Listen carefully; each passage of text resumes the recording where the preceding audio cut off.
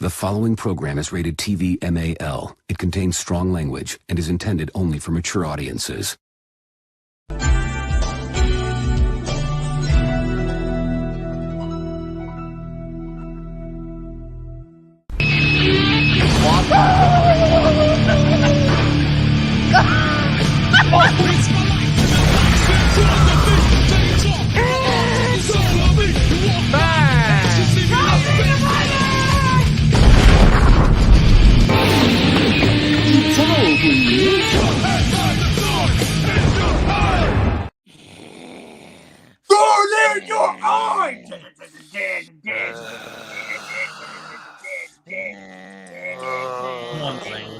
We're live here for Monday Night Raw is War.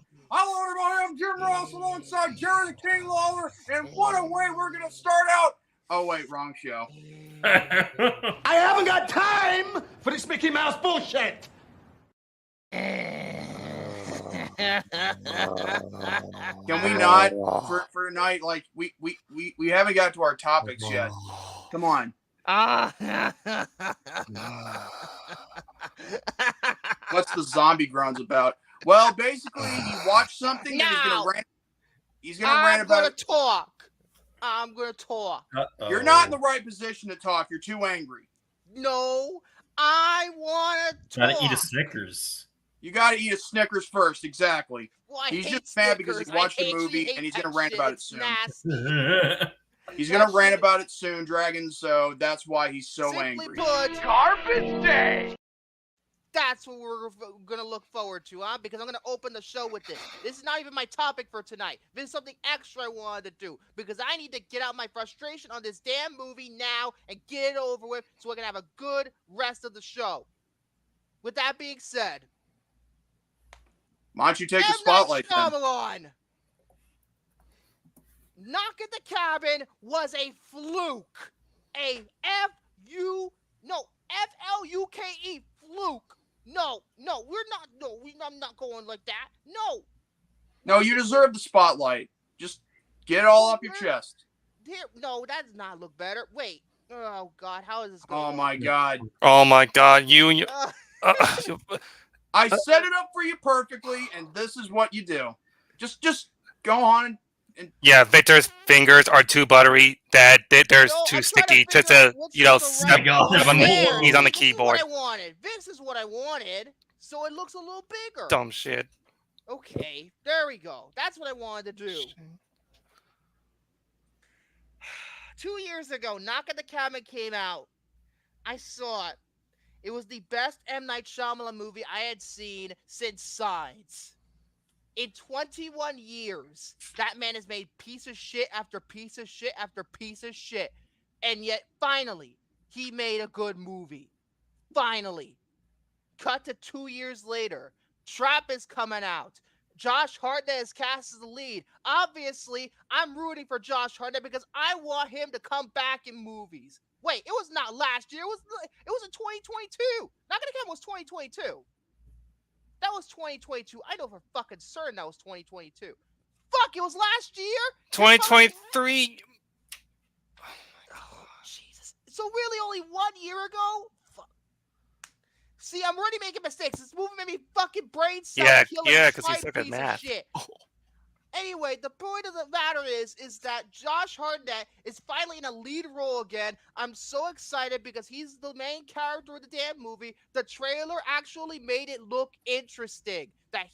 There was no twist in the movie. The fact that he was a serial killer, and the fact that he was in this concert where the SWAT teams and the FBI are trying to track him down because he was at this concert with his daughter. Little did I know when I watched the actual movie that I was fucked in the ass after the first 5 minutes. I feel like I was fucked in the ass by some M. Night's own dildo. That's damn. This movie is fucking horrific. There wasn't any lubricant around? No lubricant. This was raw. Absolute raw. Raw's war. Jesus Christ. Where do I begin? You're going to need Jesus Christ after this, man. Oh my God. I'm going to get to Josh Hartnett in just a minute, Soren. Trust me. Believe it or not, This was the 600th movie I logged on Letterboxd. So he pegged you like Deadpool, 600. Wolverine.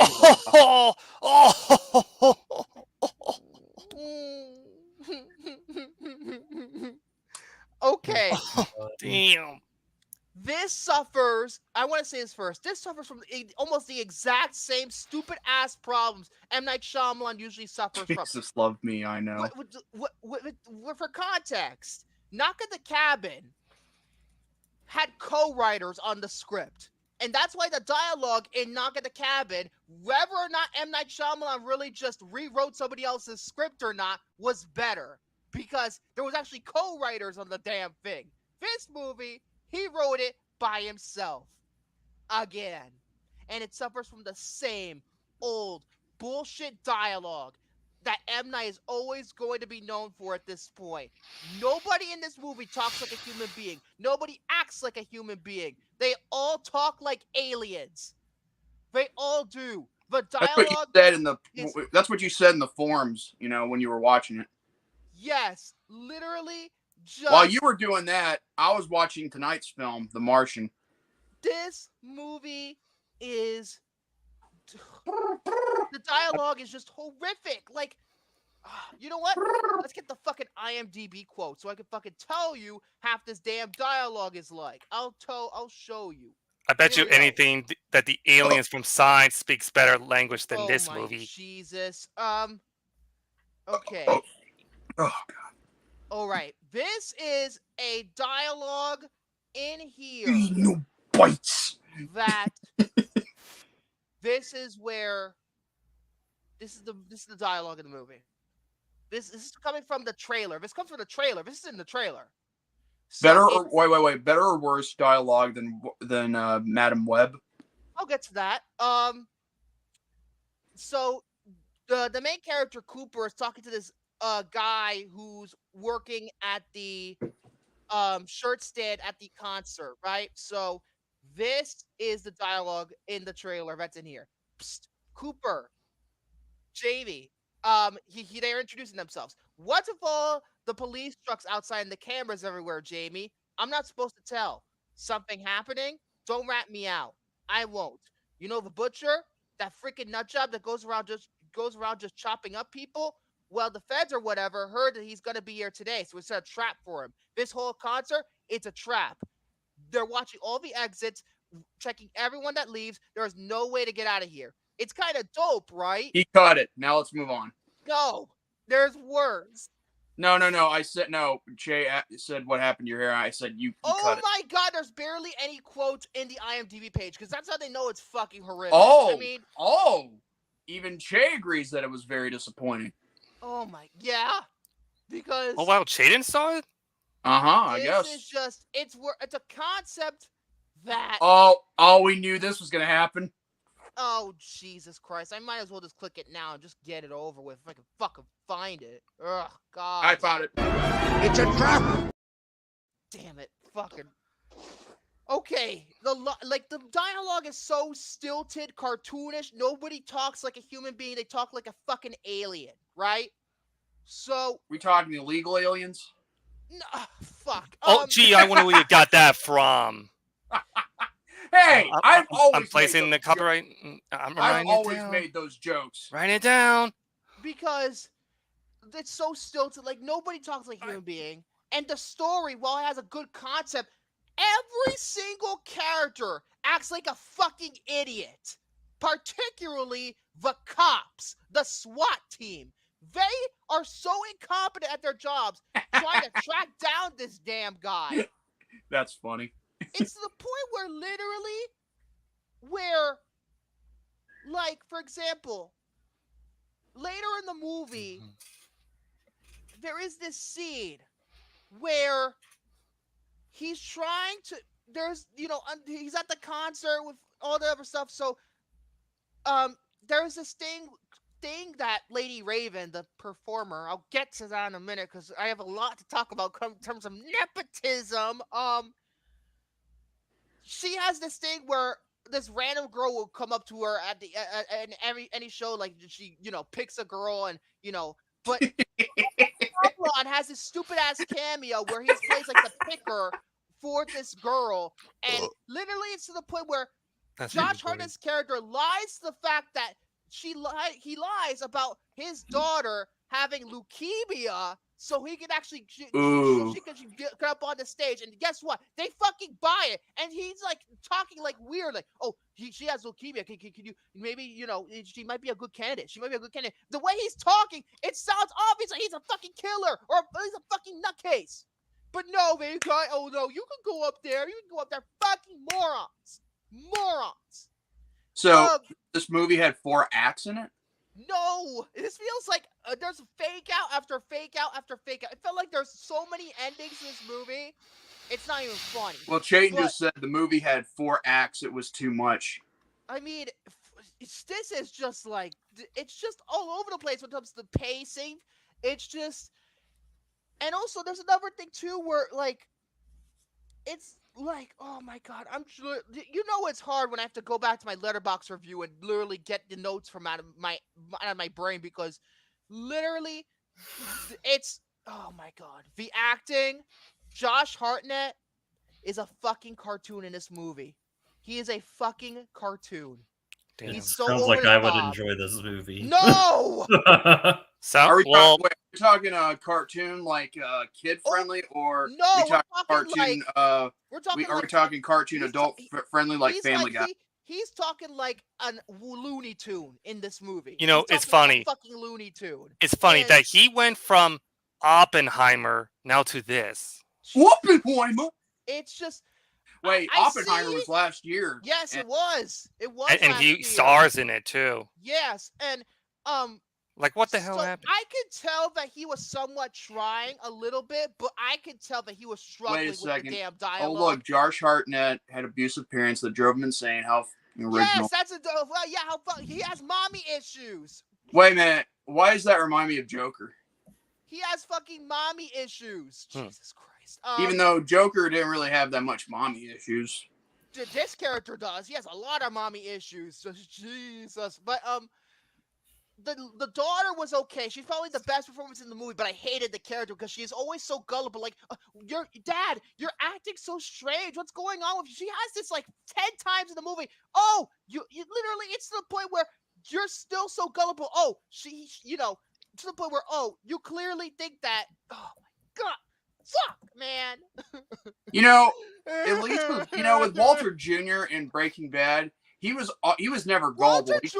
was smarter than this fucking kid. Yeah, he was smarter than what you're talking about. I mean, the little baby was smarter than this shit. Damn. Even Todd was more smarter than this shit. I bet you anything that the baby has more brains than the characters in this movie. And if you have a status like Todd being more smarter than this character, then yes, he is. Wow. Damn. Jesus Christ, this is so okay. Wait. Red Dragon would be a better comparison, honestly. Red Dragon? Are you talking Red Dragon, the tag team? No. Nah. Even Deadpool was smart. Yes, baby Deadpool was smarter than Josh Hartnett in this. Oh no, then the girl. I'm not talking about Josh Hartnett anymore. I thought there was a lady. I thought there was a lady. This about an hour ago. Forgive me if the brain cells are literally getting killed throughout my talking of this movie here. Red Dragon. Okay, like Haley Mills is in this movie. Haley Mills, the Parent Trap, all the Disney movies from the 60s. She's in this movie as an FBI agent. Wait, which Parent Trap are you referring to? We're talking about the original 1961 movie. We're not talking about Lindsay Lohan. Oh. She's doing this after a long time. I haven't seen her in really anything in a while. Wait, what's her name again? Haley Mills. Why does that name sound familiar to me? It's not just Parent Trap. Like, it's to the point where it's like, this is like her feels like the yes, I do agree. The Watchers was a bit shit, but you know what? At least Ishana had style to it. At least Dakota Fanning was actually good at it. I can't think of really anything nice to say about this movie. The Watchers at least had a couple of things to say nice about. Oh, now I see what you mean. You mean the Haley Mills from Pollyanna and the Pollyanna. the original one. Wow. She's in this movie as an FBI agent. She's awful in it. Hold on She's a second. awful. Hold on. Damn, the woman's God. like 78 years old. Damn, and she's still acting, but she's in this piece of shit. Oh my God. Okay, let's get to the elephant in the room because it involves. How could I put this lightly? Nepotism. So M. Night, he cast his own daughter, not Ishana. Ishana's not in this movie. His other daughter as Lady Raven, and he has publicly admitted this. He made this movie as a vehicle for her music career. I get it. You know, you love your daughter. You do anything for him, even to do a major movie like that. I get the sentiments. It's sweet. But at the same time, it doesn't fucking work in this movie. It comes off as desperate. The music is not good. Granted, I'm already cranky about modern day music, so your mileage is going to vary about the songs featured in the movie. I guess she does have, some charisma in terms of performing, even if the songs look like shit. But when it's okay. Mild spoiler. Mild spoiler. It's not that much of a spoiler, but it's mild. She becomes the main character of the movie roughly about the halfway point. She takes it away from Josh Hartnett. Gee, this is self-indulgent tripe. This is self-indulgent. Wow. And she's not. Maybe if she was a good actress, sure, maybe I wouldn't mind it. But guess what? She's not. I think she's a better singer than she is an actor. She's terrible in this. And it runs in the family. Bad acting. M. Night Shyamalan can't act, and this chick can't act. It runs in the family, right? Spoil the movie. No one should see it. I'm tempted. But she's not good in this movie. And the main character, she becomes the main character, and she's like, she's monotonous in the movie, and she has no character development whatsoever. It's to the point where in one scene, literally, it's to the point where she goes to Josh Hartnett's house and tries to grab his phone, and she has to like sing a little song or plug more music before she steals the phone, goes to the bathroom and she goes on Instagram Live, told me, oh, can you find this guy? Oh, you know, if you live in the Pennsylvania area, because every single M. Night movie minus The Last Airbender After Earth always has to take place in Pennsylvania. Can you find this house here? Because Josh Hartnett has kidnapped this 22-year-old kid, and can you get him out and stuff? And just like Instagram, it comes off as desperate. It's not good. It's not good. It's not good. It's not good. Allison Pill from Scott Pilgrim vs. the World is reduced to ugly crying practically like in the last 15 minutes of the movie. Wow. Yeah. That I did not know that. Yeah, she's in it. She's in this. Do you? Although Scott Pilgrim is one of my favorites. Oh yes, there's so many fake outs. It's not even funny. Oh my God. It's like, because the characters are so fucking stupid, it just leads to fake out after fake out after fake out.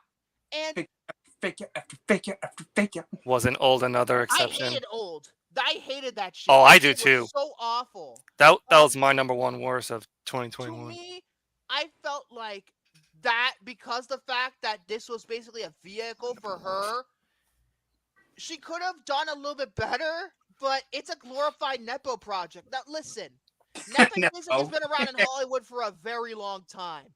People think it's a new thing. Nepotism is not a new thing. Look at Drew Barrymore. She's technically a Nepo baby, guys, because her family is like a long list of actors. You know, it's only her we really know in this modern era. But nepotism is going on for a long time, and these, like Drew Barrymore, she can act. She can act, There's plenty of other Nepos that are talented, and are good at what they do. This girl ain't. Sorry. Jaden Smith, depending on the role. Like he's the Karate Kid. Freaking and In Pursuit of Happiness. Hunter and not much else. Same had the same thoughts. That's freaking funny. And Jaden Smith, you even like any other Nepos I can think of right now. It'll catch to me. But He's it'll got get a to me. point. Because I'm literally losing brain cells with this. Look at this brain cells killing. This movie, how it ends. This movie sets up a possible sequel. Yeah, M. Night wants to make this a goddamn franchise. I don't think so. Judging by the performance of this movie, I don't think it's going to happen. This movie bombed. Damn. This is like his new unbreakable fucking split glass. I don't know. It's just I can't. Hey, don't be blaming me because you can't spell right, Shaden. I mean, Dave is the one who spells a lot of things wrong. Oh my god. Yeah, he's. Well, I wonder why he's still in spelling school. It's just, it is, and also like the mid-credit scene is one of the most unfunny things I've ever seen. Like this movie is not funny. When it tries to be funny, it's not funny. This movie, people say, "Oh, it's the next happening. It's the new guilty pleasure." No, it's not. There's actually a mid-credit scene. Yeah, there's literally right as the credits begin, it gets cut off for another scene. Oh my god! You know, originally I was gonna see this in theaters, but then again, like judging by what you think of it so far, I'm probably gonna like don't even bother. Skip it. It's just wow. This movie is fucking lame. I watched it primarily for Josh Hartnett. I still hope he gets that comeback, but this was not a good start to this comeback era for him. At least we have Oppenheimer just to look back on. This movie, M. Night, you fell into the same fucking traps. I thought you were done with this after Knock at the Cabin. I thought you were going to get better, but no. You went back to the same old stupid shit. Let me see here. That same old shit. And people were giving this movie 4 stars, still saying, "Oh, you gotta wonder if M. Night Shyamalan's ever had a conversation with a human being." Yet still give it 4 fucking stars. 0. This is a fucking 0 out of 5. This movie is garbage. This is probably the most disappointing movie of the year because I was actually looking forward to it. Is it as bad as Madam Web? No, it's not. Then again, no. Not hard. I said it before. It's going to be hard for something to beat Madam Web. Nothing is topping Madam Web. Nothing. Will. But Nothing. This movie sucks. This movie is absolutely horrible. This is a waste of time. This is a waste of money. Shaden said. Oh yes, Kid Cudi in this movie. He is awful. Kid Cudi has a cameo appearance and he is so over the top. Talk about a waste of a cast. First of all, why is he in this movie? Like, literally, it's to the point where Don't Look Up was shit and he was in that. X was shit and he was in that. Now this, and it's still shit. Strike 3, you're out, Kid Cudi. You're gone. Stick to Sonic soundtracks, okay? You did the song for the second movie. Maybe do another one for the third. Just fuck off with this acting shtick, okay? It's just... This movie's bad. It's a fucking 0. This is a fucking 0. Like, literally, I have nothing nice to say about it. I mean, Josh Hartnett tried. The girl tried. The daughter. Not M. Night's daughter, but daughter in the movie. But, this is lame. This is fucking garbage. M. Night, I'm done with you. I'm done with you. I am not watching. I refuse to watch any more of his damn movies now because literally it's the point where he went back to the same stupid trap, no pun intended. And it's just, he's not going to improve. It's over. Ishana, as much as I don't like The Watchers, she has more. She's the Shyamalan moving forward that might have potential. Oh no, who's in here now? What? Hey, who said X was bad? Who said X was bad? I did. I walked out of it. First off, Kid Cudi, I thought he was actually pretty good in X. That was my first introduction to him in the movie. Winging in that movie. But second, you thought X was bad? Oh, I wasn't even going to come in here, but then you said that. Those are fighting words, son. Okay, Victor, I'm with you. You got this Britney Snow topless for the first time. Fucking, that was great. That's the only good thing in that damn movie. When Victor has a bad opinion, I just stay silent. Jenna Ortega was fucking great. She had a great scream in the movie. And then let's not forget the glorious Mia Goth. 5 and 6. Watch Scream 5 and 6 instead. and then Mia Goth was just excellent. She led this series. if it like this movie. Okay, what'd you think of Pearl? Haven't watched it. I haven't watched that either. Wait. Okay, well you need to see Pearl and then Maxine. People, But literally, Roy Shut up, told William. me he Shut almost up. walked out at the scene where she fucks Shut a up. cactus. Was it a cactus she was fucking? Or was it like a no? You got it was a- cactus? She was fucking- She was fucking a scarecrow. That's what Yes, a scarecrow. oh yeah, she was not fucking joking. Scarecrow and fucking Pearl. Yeah. Spoiler alert, but that movie's like That's fine. you're a girl. But anyway, but yeah, go see it. All of you, don't listen to Victor. Well, for once, I agree with most. We agree on most things, but don't listen to him. Listen, Go see I like X. the Crow Salvation. You like the Crow Salvation. I like the Crow Salvation too. Okay. Oh yeah, we agreed on that. Okay. All right, we'll find medium ground. I'll let you have your opinion on X. Anyway, I just want to come in here and fucking because yeah, I heard someone discredit X, and it was like, and William, you and I are gonna have to talk because if you don't like X either, He was bad in Trap. I hated it. In Trap, Kid Cudi was bad. Like he was like, yeah, he was horrible in X, or not X. Sorry, he was horrible in Trap. He was like, I want my mocha, bitch. I'm just like, something among those lines. He said like, it's like. Don't he's worry, acting like a Jason. diva. I liked X. Thank you. get outta Somebody here, with taste. Anyway, Get outta before I leave, God. I agree with Jose. Crow 2024, worst film of summer 2024. Oh, I've not seen Borderlands, so I cannot say anything about that. But yeah, it's worse.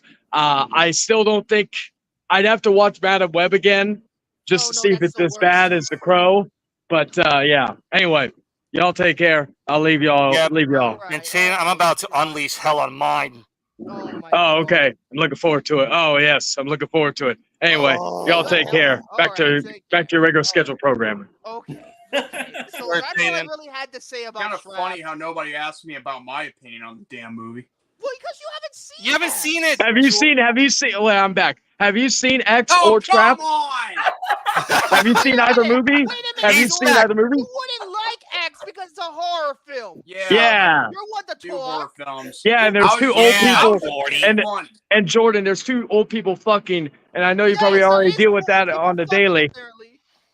Anyway, I'll leave you be. Fine. Adios. Oh my You are God. I wrong haven't for seen- that, To be brother. fair, You I are haven't seen that wrong. Sandy Cheeks movie. I heard that is like the worst. Like I made by heard that AI. it's not getting. I heard that it's not getting a lot of praise. It's No, I heard bad. it's like getting lambasted, but I haven't seen it. It's just like one of these things where You know what? Dan was right when we were doing the live reaction on Saturday. It's no longer Netflix. It's Nutflix now. I fucking hate Netflix. You wonder why I fucking hate motherfuckers. Well, here's the thing. You know why it's called Nutflix? It has nothing to do with testicular, reasons. It's basically, the tree dome nuts. What Nutflix or what do you want? Like, Oh boy. like acorns and all that stuff. Yeah. This movie's bad. Just avoid it. Just avoid it at all costs. That's all I have to say about it. Let's just get over with the topic. They're talking way too fucking long Wait, about Netflix this finally did something good. What did they do good? Explain. 2 words. I know what he's talking about. I know exactly what he's talking Terminator about. Zero that came out already. Yeah. I've only watched the Did? first 4 episodes, and for what I saw, I really dug it. Oh, are you sure it's like the real Terminator 3? Because we don't know. what Well, the here's the thing, Terminator though. Like, 3 even though they don't follow, like, the Connor family that we all know and love from I the don't give film. a shit. It's trying to do something different because the same old bullshit with the damn movies. Well, here's the thing, though. Dark Like, State was so ass. well, here's the thing. They don't have to rely on the Connor family. All you do is just focus on like a different cast of characters, and just have very familiar beats that makes it work. Yeah.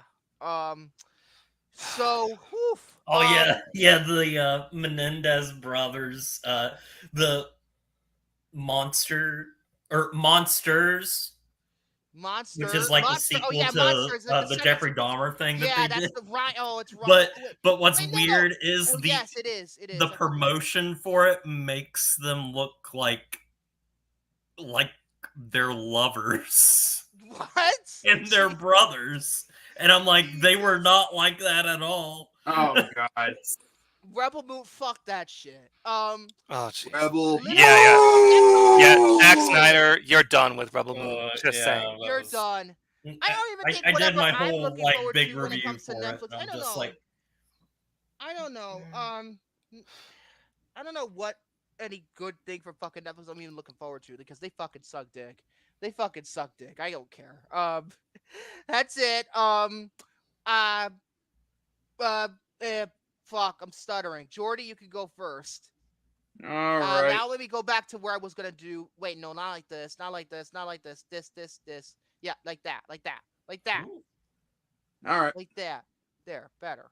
Okay, so I got a 2-for-1, movie review because apparently, because I was unable to watch Wonder Woman Bloodlines before R&R last week started, I had to, to boycott that and try to think of something else. Probably, give a little update for my channel, because I'm going to be moving from Wednesdays to Saturdays because this coming Saturday we will be back on Saturday nights, 8 p.m. Eastern. We're chilling with Jordy, so that way, I don't have to get involved or try to cope or like try to be at the same time frame as Alex Putnam's Pick'ems because it's football season again. Football! Yeah! Thursday night! I hope the Ravens kick the shit out of the Chiefs. They better beat the shit out of them with Taylor in the fucking arena.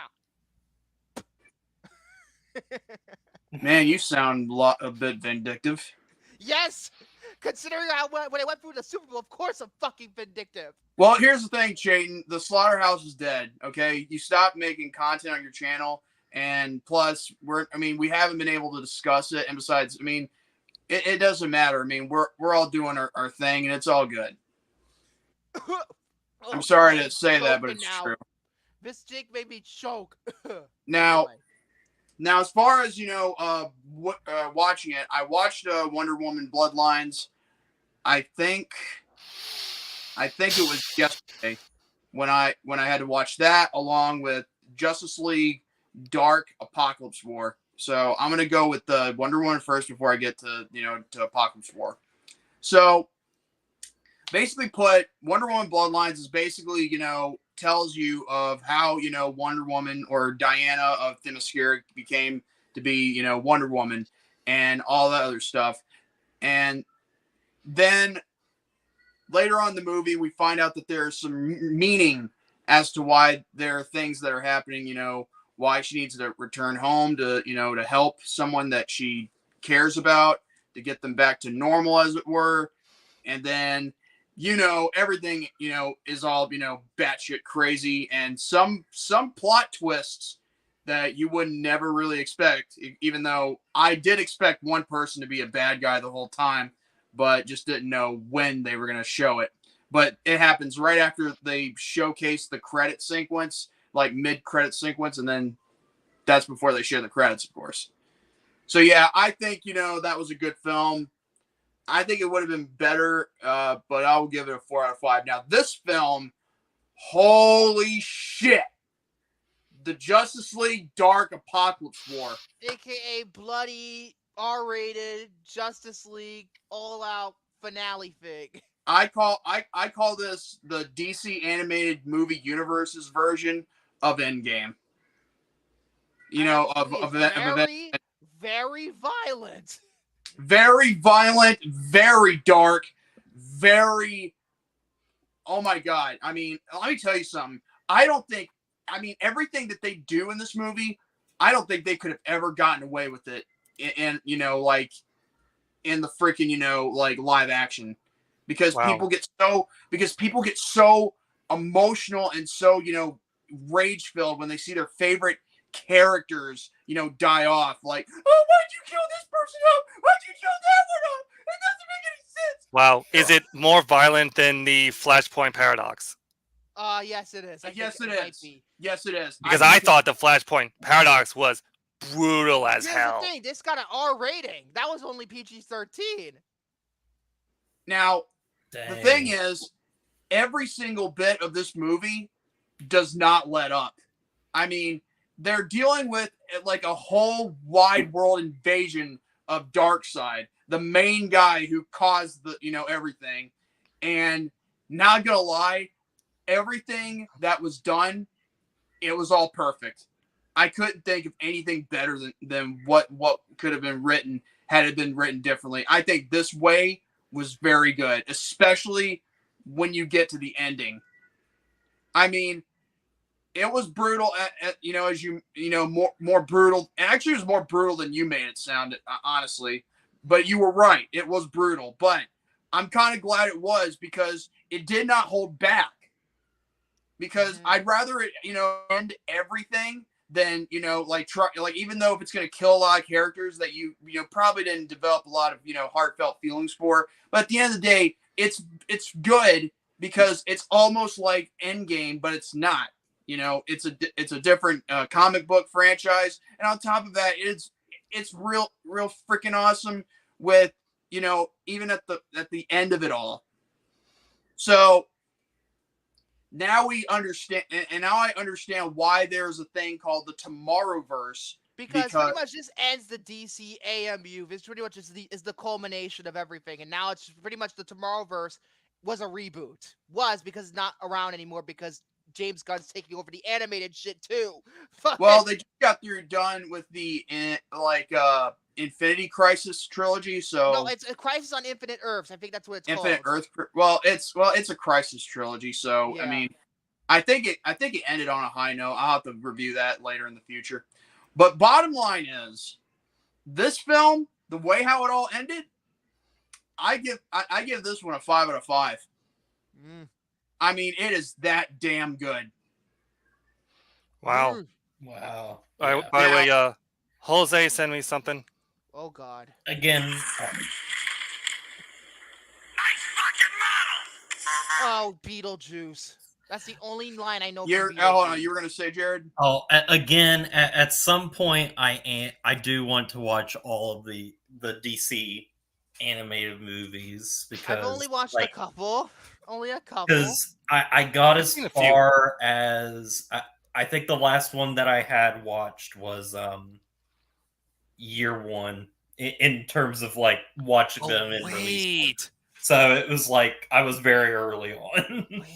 But here's the thing: if you're gonna watch them in order the way I had to do it, I don't think Year One is part of the DC AMU. It's a standalone movie. Well, I mean, I only watched them in release just all the date movies order. that were coming out. Okay, I've never seen Year One. So I watched them in release date order. I didn't really watch them in chronological order. I mean, I was doing it in Year release One order. probably has like the best cast out of all these damn DC movies. Like, look at that. But if there's one thing that really, list. if there's one thing that kind of bothers me is the fact that even though, again, I mean, like with the original Batman voice actor, Kevin like, Conroy. Yeah, Kevin Conroy. Like, he was in Justice League Flashpoint Paradox as, Bruce Wayne Batman.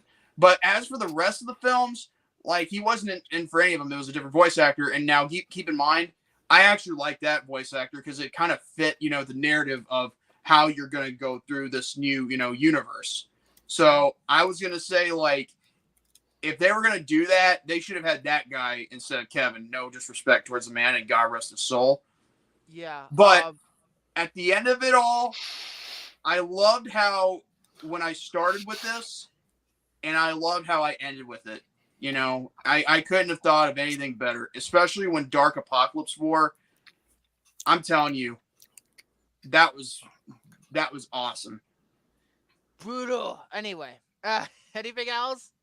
Anything else? Well, I can give you a report that coming soon, in about 3 days, mind you, 3 days, we're going to have Astrobot released for PlayStation 5. Oh, yes, I saw the advertisements for it. And I'm planning on getting it real soon because if you don't have a PlayStation 5 and haven't played Astro's Playroom, you need to get on that right now because that is like before you can play the actual Astrobot game. It's the sequel to that game. Yeah, Astrobot is a sequel. And it comes with free, and they have no excuse because it comes in free. It comes in free with any PS5 Playroom. Yeah, and the thing is, and you know what? The first game I played when I got it, it was that game, Astro's Playroom. Yeah. And I'm telling you, the gameplay in that, I'm willing to bet that the Astrobot, the game itself will be 10 times, better. Yeah, I heard it's actually 4 times as long. Like because Playroom is a pretty short game. This is like 4 times as long.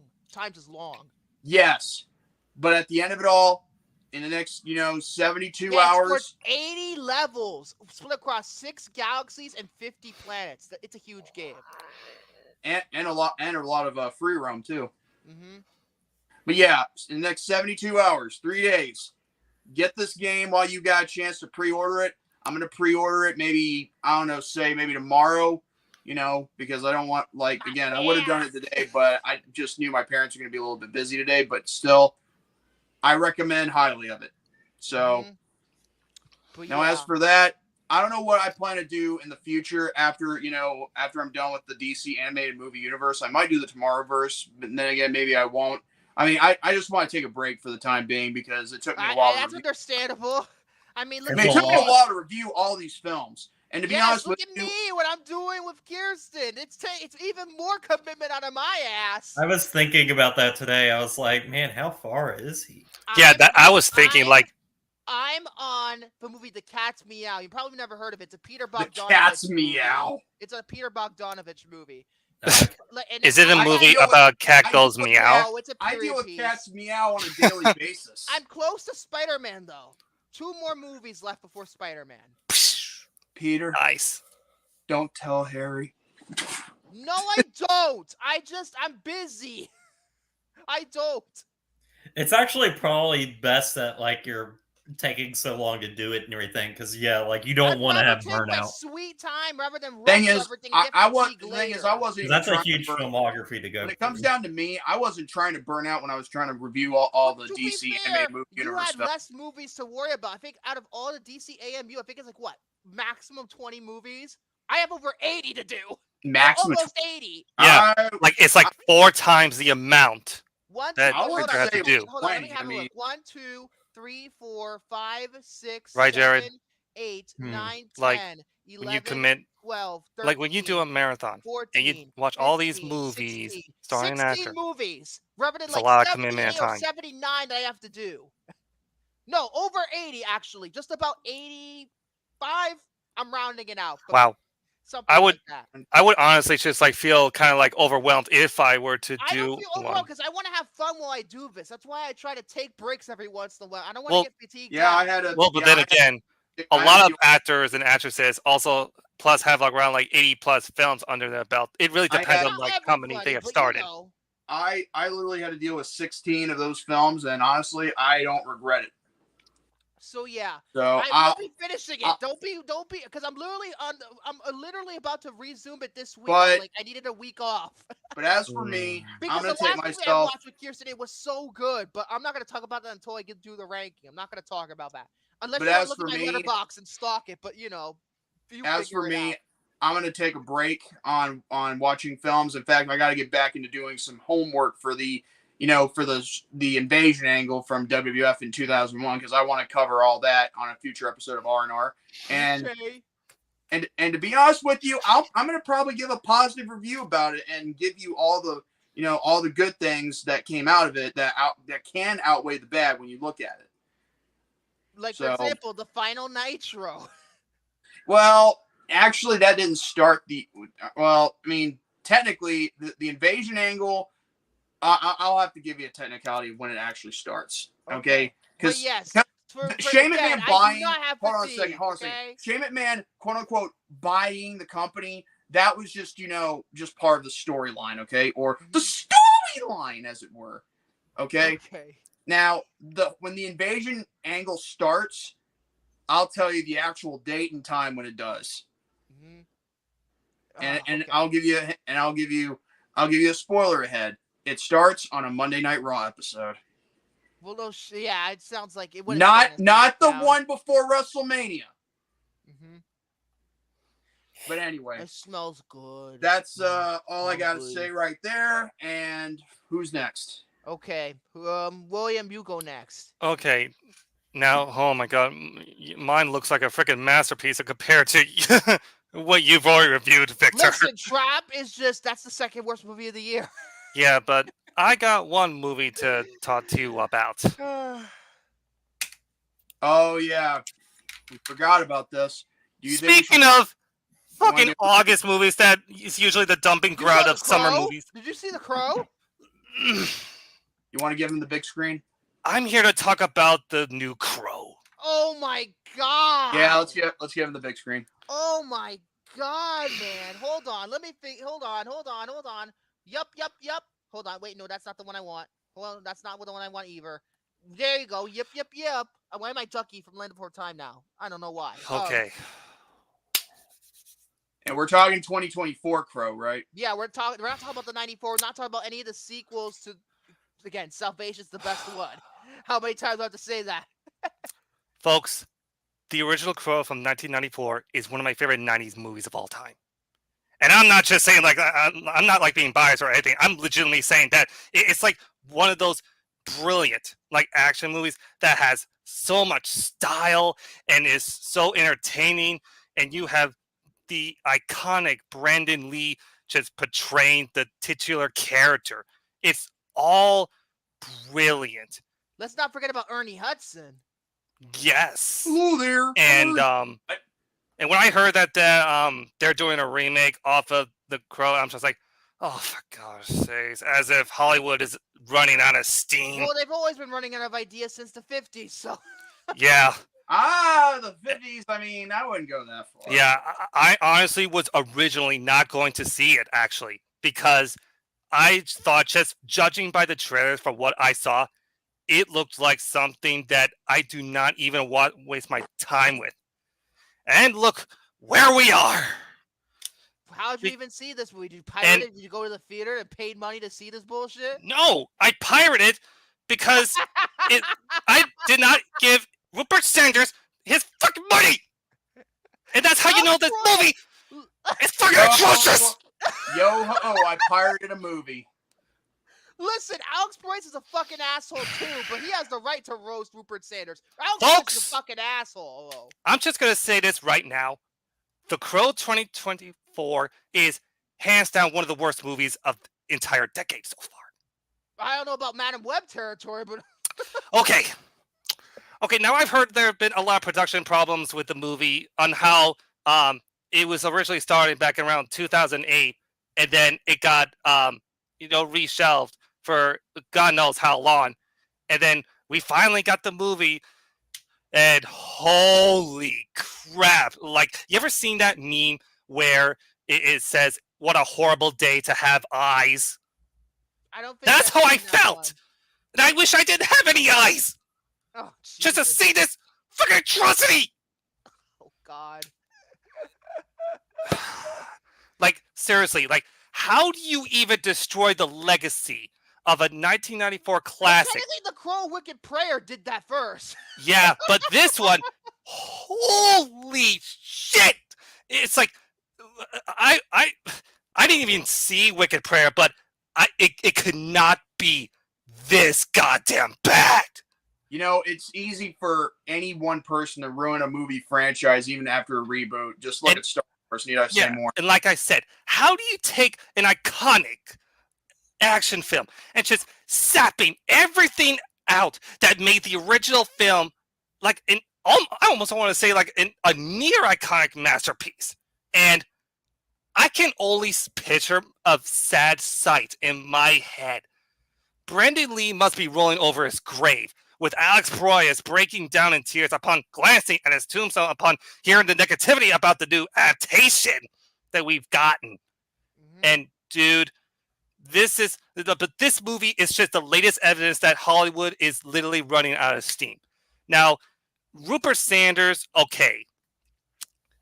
This is the same director who gave us Snow White and the Huntsman, which I found to be very underrated, as it's mostly like a darker tale of Snow White, and how he was able to like capture the tale and put in a more darker tone is really cool.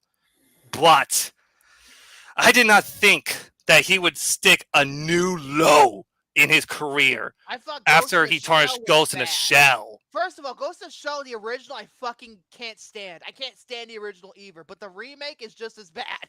Be quiet. But I did not think he would sink a near low. Intellectual garbage that anime was. You be quiet. Intellectual garbage. Be quiet. Fucking pretentious Prometheus level art. Be quiet, sir. Bullshit, just like Prometheus, just like Alien Covenant. Great, I'm already ranting about Ridley Scott. I haven't even gotten to the actual movie review. And literally, I did not think he would go near low. New low. He did. He literally did. Like, his direction feels so empty and so horribly misguided that it literally, I just feel like Rupert Sanders did not even watch the original movie and how he can actually put his own spin on it too. That's what The Crow Salvation did. It was very different compared to the first movie, but you know what? For me, at least, it worked. Yeah, like literally, like from the like within the first 10 minutes, no. For the first 5 minutes of this movie, I knew I was in trouble.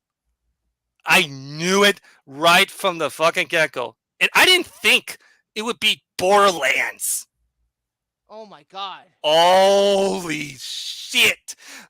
Like, literally the first act was all a freaking gothic romance.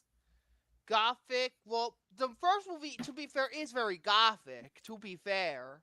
But here... So pretty much, essentially what you're telling me is that the stuff with Shelley is not a flashback in this movie. It's actually present day, it's happening right now type of shit. Exactly. Like, here in this movie, like, you focus on the main two characters in a freaking rehab center together, and they've known each other for like a day, and all of a sudden, as soon as they got out of the rehab center, they're a couple. Okay. With no character development whatsoever, to the point where the characters feels paper thin. I swear that Anakin's and Padme's romance is probably better than this. No. Episode 2 is the fucking shit stain. It's a fucking shit stain, and I'll say that until the day I die. That movie's a fucking shit stain. I'll say this, like, it's worse than the romance in any 50 Shades of Grey movies. Oh, Jesus. Like, that portion of that movie was so... 365 days.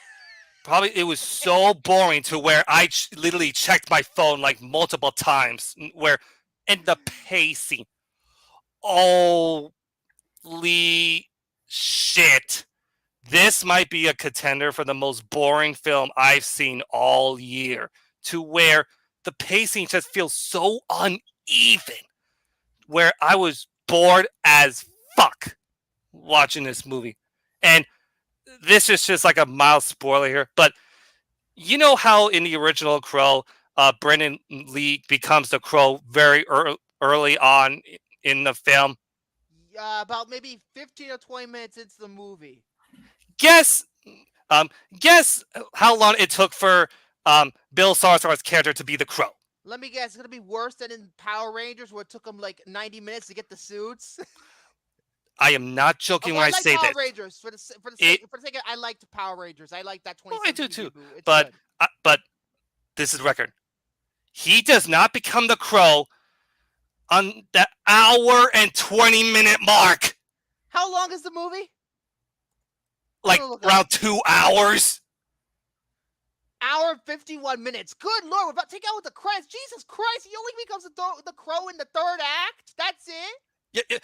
Yeah. Hunter, thank you. This is the Fanforsic 2.0 here. Thank you. Oh my God. Thank you. And speaking of the characters, I mean, Bill Skarsgård, I do think that he's a capable actor for what he was. He's not. He's miscast. I'm sorry. I can't see him in this role. Oh, I'll get to that. His makeup looks like fucking Pennywise. I'll get to that. I mean, I really like Bill Skarsgård. I do think that he's a very capable actor if given the right material.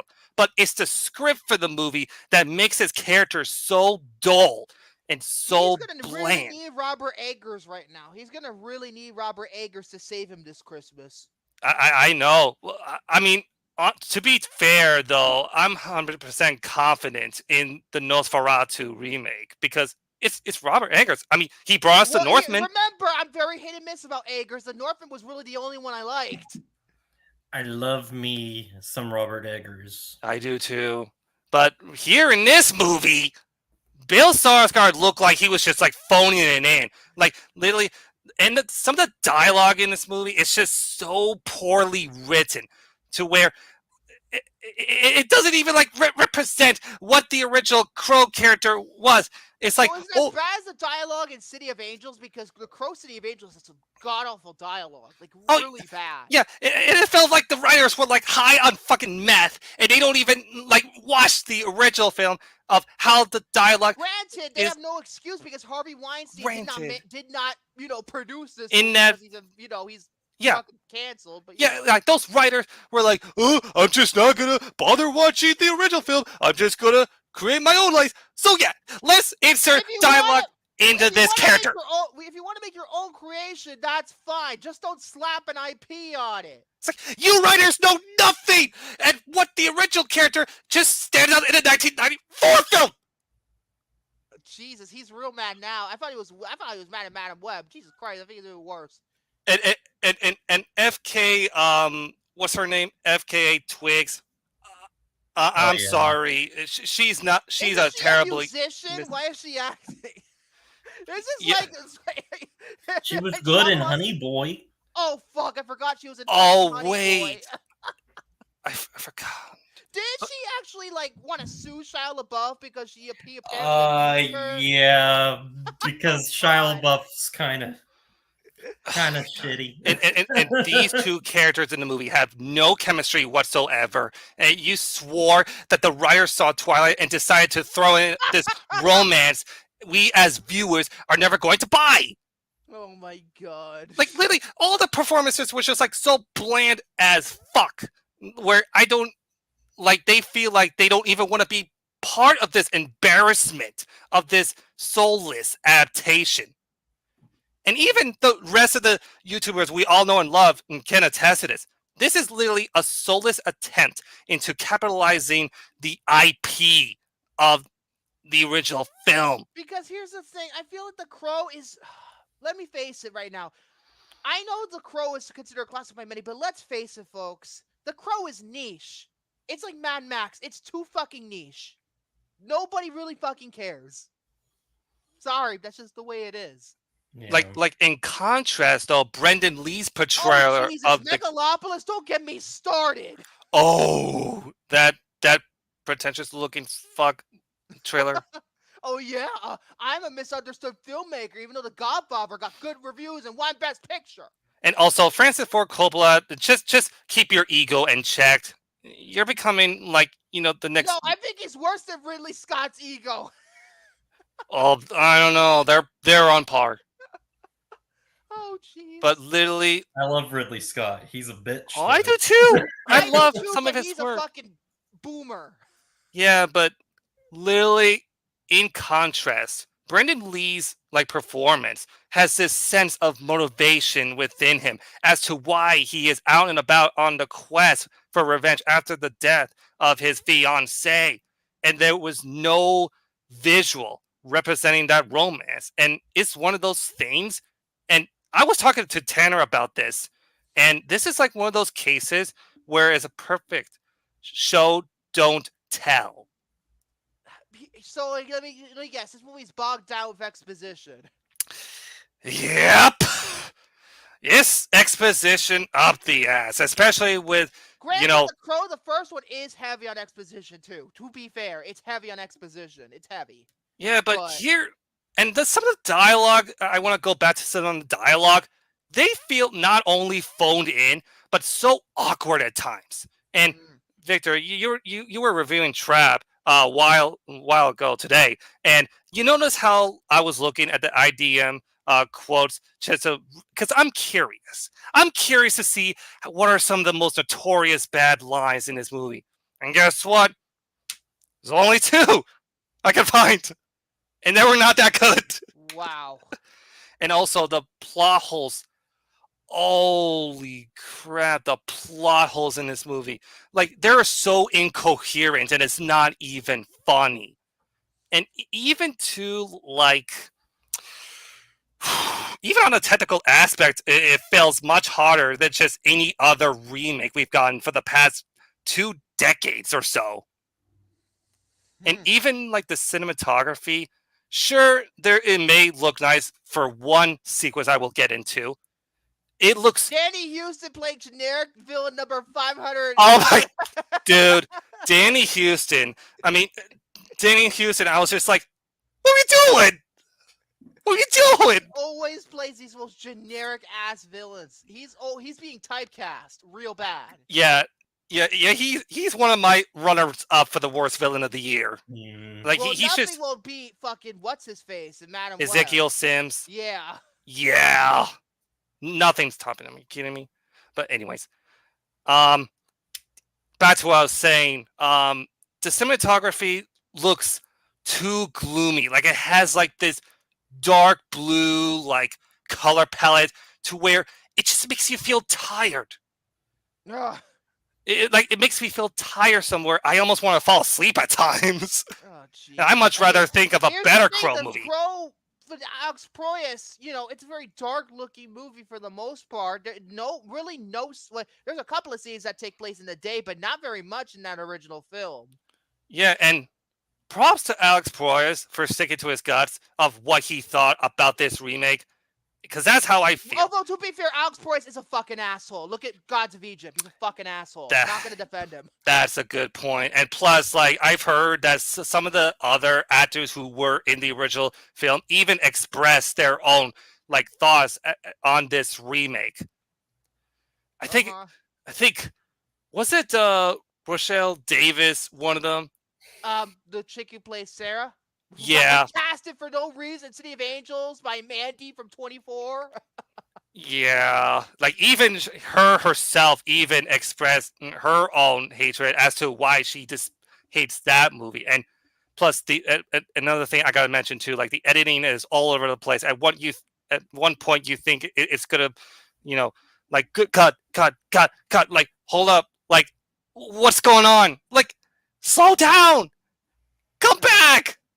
Go back. Geez. But even too, like, the intercut edits, which I'm about to get into with the Opera House, like, especially with those intercut like edits, just feels all over the place. I mean, sure, that entire sequence, I will give it this. It does capture the bloody brutality that, Eric Draven possesses when it comes to taking down his enemies on a quest for his revenge. But the large majority before that just feels so, like, dull and so lifeless. And even to, like, the most, like I said, by the time I reached that one full-length action sequence that everyone has been raving about ever since it was posted online, it just felt so unearned once you get to it. It really does, Victor. I mean, and then by the time this movie was over, this felt like a slap in the face to not only me as a fan who loves the original film, but to movies in general. Lionsgate, this is a big fat fucking L for them. They have, oh my god, Lionsgate. I call them a bomb factory for a good reason. I mean, to be fair, the only properties that Lionsgate has that have, like, very strong results are, like, the Saw movies, the John Wick films, and there was another one I can. Movies. Wait, which one? Hunger Games. Yeah, those. But honestly, that's compared to, like, over a dozen properties that fail miserably. Mm-hmm. But, like, seriously, Let me tell you this: is this worse than Wicked Prayer? Because Wicked Prayer, I heard, just was a whole new low. That movie was fucking dog shit. Like, to me, where I've seen all the Crow movies except for Wicked Prayer. Look, everyone in the live chat, it's Tyler. Hey, Tyler. Twilight, let's face it, Twilight doesn't make we a lot of we actually money. got a chance to see him last night on a call. Yeah, we did, and it was actually my first time seeing him. I was like, oh, nice surprise to see him. Nice surprise, but yeah, Twilight makes them fucking money too. Let's not forget that. I know it's shit, but it makes. Well, here's the thing, though. Even though the Twilight films makes money, does not mean that there's going to be a negative reception. I mean, they're bad. They're bad movies. They're all bad. You know, They really are. It's like, but yeah, this is just like an I forgot to mention this too. The soundtrack. shitty ass Post Holy Malone shit! song. Shit! Like, how? How is this a soundtrack? Like, even I was talking to Tanner about this because he was helping me throughout this film, and there was not a single track that I liked. Nothing. Like, it's just blaring noise for the sake of it. That, what makes, because the Crows, the original film, had a bunch of mainly industrial metal and goth metal and a lot of grunge. Yeah. A lot of grunge. And with Correct me if I'm wrong. Was there like, what artists were there again? Stone Temple Pilots, Big Empty. You have The Cure, Rage Against the Machine. Oh yeah. Right. Fuck. That's the only ones I can think of right now. Yeah, but dude, I was at a loss for words when I was watching this movie, and like this movie is just a lifeless, soulless cash grab to capitalize of what I loved. That's right. 9 Inch Nails is on the original as well. Yeah, but yeah, this is just. I'm gonna say this. This somehow makes Borderlands look like Prey, and I'm gonna tell you why. Christ. Because a lot of people are saying Borderlands is fucking abysmal. Oh, I've seen Borderlands, and that was bad. But this just takes to a whole new level of suckitude. Trust me, when you watch Trap, your ass is gonna be like me. It's gonna be like it's like you're being fucked raw by M. Night's dildo. It's painful. Well, here's the thing. His dildo probably must be broken. But yeah, as I was saying before, why did I make this statement? Because August is usually the month where it's mostly seen as like the dumping ground of the every single summer movie season. But But yeah, I'm talking about the summer wise. But okay. I did not think like. Although a lot of you people may be asking me, is this worse than Madame Web? No. And I'll tell you why. Because Madame Web literally just made me brain dead after I saw this. But with The Crow, it's just like, aside from one action sequence that I will admit does capture the brutality that the character showcases on screen, but everything else just falls flat on their face. Yes, Jose. Thank you. Yeah, it is. But yeah, this is just a spin in the face to the legacy that the original graced us. And fuck it, I'm gonna straight up 0. There's nothing that I liked about this movie. Nothing. Like, and also Robert Sanders. Rupert, not Robert. It's Rupert. Rupert. That's what I was saying. Rupert Sanders. Take responsibility next time when you critique your audience. Oh, jeez. I don't know why this is like become such a reoccurring thing that filmmakers like to do, but it's just kind of getting a little bit ridiculous now. I mean, I get it. It bombed. I get it. You're upset. I get it. You're upset. Oh, yeah. But I think there are such things as nobody wants to be, unless you're Uwe Boll, because if you Uwe Boll, go fuck yourself. Uwe Boll, fuck him. I think all filmmakers should have an opportunity to at least make one good movie, no matter what you think about them. Yeah, but man. Again, Uwe Boll can fuck off, though. Man, but Mr. Sanders, you're a one-trick pony. That's true. Simon Kinberg took it like a man with Dark Phoenix. I hate Simon Kinberg as a director mainly, but But as a producer, he's fantastic. We're going to talk about Simon Kinberg today. but Kinberg as a producer, though, yes, he is. He's fantastic. A producer, yes. But yeah, it's funny because he's producing the movie we're talking about today. We're going to talk about Kinberg in just. But yeah, But yeah, 0 out of 5. And I guess you can say that this adaptation can eat Dirty Crow. Ew. Oh. So, out of all the Crow sequels and follow-ups, which one would you recommend the most for people to see, aside from the original? Well, to be fair, I have not. Okay, the only Crow films that I've seen are this one and the original. Okay. Oh, I have okay. not seen the sequels, just See- to keep that in mind. Okay, I'll tell you this. City of Angels is a fucking piece of shit. Salvation's really good. Not just because Kirsten's in it. I think it's legitimately different, but it's different in a good way. It's lower budget. Some of the CGI is not that great, but they actually put effort in and tried. They tried. Wicked Prayer, I haven't seen, but I heard they didn't give no effort, just like this movie. So if I were you, watch Salvation and the original. Well, at If you least, wanna, you know, at least we can agree on one thing. There's only one quote in City of Angels that I do fuck you, admire. your dick. Damn it! I was about to play that. Although to be fair, Thomas Jane was fucking hilarious in that movie. He Yeah. was over the top. It was fucking Hold on, hilarious. hold on. Iggy Pop in that movie is fucking hysterical. If you're gonna watch City of Angels, watch it for him because he's fucking hysterical. He had no right to. He knew what kind of movie he was in. He's like, you know what? Fuck it. I'm gonna be as over the top as possible. Fucking hilarious. But yeah, 0 out of 5. I'm speechless. I have no words to describe this movie. Poor soul. I know. And what's made it even worse is that I've watched Borderlands and The Crow back to back. Damn. 2 Lionsgate bombs and literally hours apart from each other. That's Yeah. crazy.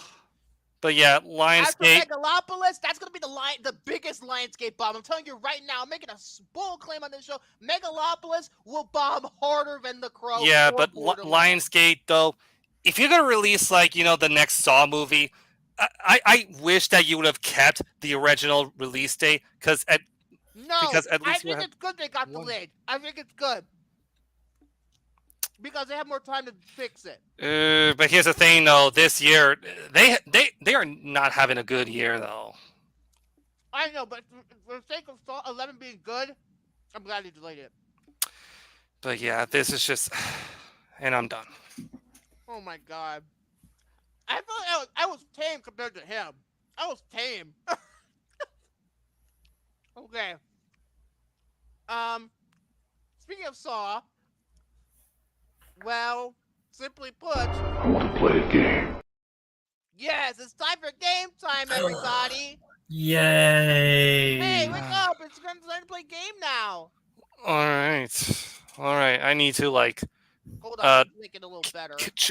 chill myself before I'm going to have another aneurysm. There, that's better. Yeah, this is a fun game. You It's said a game- anger. You said it's aneurysm, not angerism. Did I say aneurysm or anger? No, he said angerism. No, I said it. What? I'm just. My brain is just burned out. I'm sorry. Okay. Well, you're gonna need your brain for this game though. It's guess the logo theme. That's right. Ooh. Oh, okay. I have always had a fascination about logos that start up a movie or end a movie, depending on what it is, and Holson, you're not guessing. it's part of the experience. Any movie, it's part of the experience. When you see something and a logo comes up and you hear that music and you feel like, oh, you're just right in. You want to you get into a mood for a movie, no matter how good or bad a movie is, it gets you set right in. So I decided to make this game, Guess the Logo Theme. Yes, I'm the opposite of Simpsons. Yes, I'm the exact opposite. Although, I think certain movies have logos that are like way over 2 minutes of logos. So that's when it gets ridiculous for Excuse me. Especially independent movies have a tendency to do that. But Wait a second. Didn't Jared have a topic? yes, I'm gonna let him. This is my turn.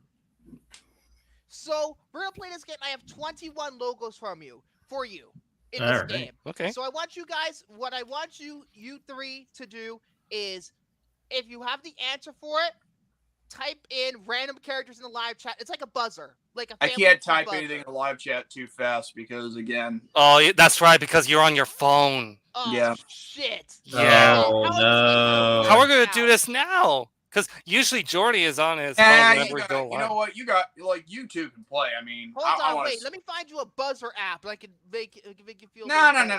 It's all good. I want you to participate. Like here's Jordy the thing. just shouts it out, shouts out the answer. Imagine I would say shut out the answer. You know what? Maybe we should shut out the answer, but let's try shouting out the answer. And then we fight. Yes. Who got it first? Okay. I have 21 logos for you. They're all from major studios. It could be from TV companies. Or how about we do a buzz? There's also stuff No from buzz. VHS era. Yeah, that'll be the buzzer. Buzz. So movie studios, buzzes. TV companies, VHS logos as well, home video logos, anything. I have 21 logos for you. They range from difficulty. I tried to make it as fair as possible. Some easy, some not very easy. And let's see how many, and whoever gets the most points wins. It's very simple. So before I do that, I actually had a logo that missed the cut. Before you don't need to. There's a reason why it missed the cut for this trivia, because it makes itself known very obvious, and that is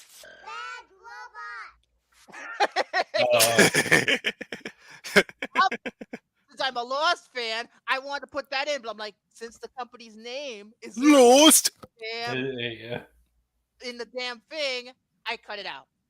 Just all right. I just want to make sure. I'm going to turn up the volume on the background music. Okay. Hear it a little bit better. Maybe it'll be a little too loud, so adjust if necessary. Headphones if necessary, people. RIP headphone users. Here it comes. Logo number 1. All right. Whoever gets this one first gets a point. Ready? Let's do it. Logo 1, play now, please. Netflix. I heard William. You get a point. Yeah. I still think we should do the buzz in order to give Buzz. No buzz. No Hey, buzz. Jared agrees with me. All right. I don't. I don't. Okay, so you say I buzz, just like buzz, starting and shit. then give the answer? Yep. Okay, let's go buzz, then. Sorry, William. This is my show. That's fine. That's fine. Wait, what At least I know what it was. Buzz? Huh? What? What? How do we go buzz? Buzz is We your do buzzer. it like buzz. Buzz Oh. is your buzzer. I call out your name first. Whoever said it first, I call out their name, then you give me the answer. All right. Okay, Ready? we say buzz. Okay. Logo number 2. This might be a little bit difficult, but let's see who he gets it. Logo number 2, play now, please.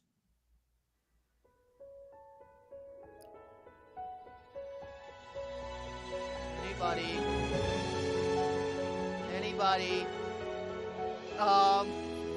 This is not working. What was that one?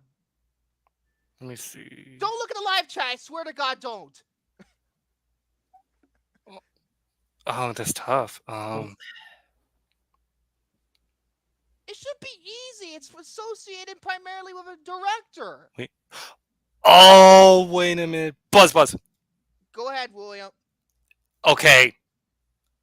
Is it Castle Rock? Yes, it is Castle Rock. For some reason, I was thinking. Boom! I think because of the beginning and stuff, I was thinking of something closer to like TriStar or like Columbia. Wait, I don't think I have TriStar on this. Okay.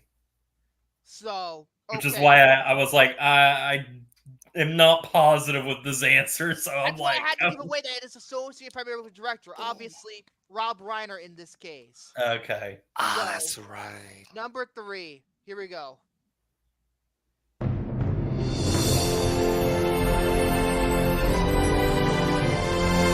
Buzz. Oh my William? god. Sony. Yeah. Be more specific. Sony Pictures.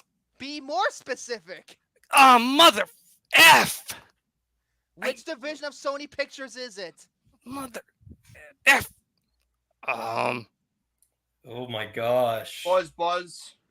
Jordy? I got Sony nothing. Entertainment. Yay! Jordy got a point. Oh my god. Wait, what was it? Point.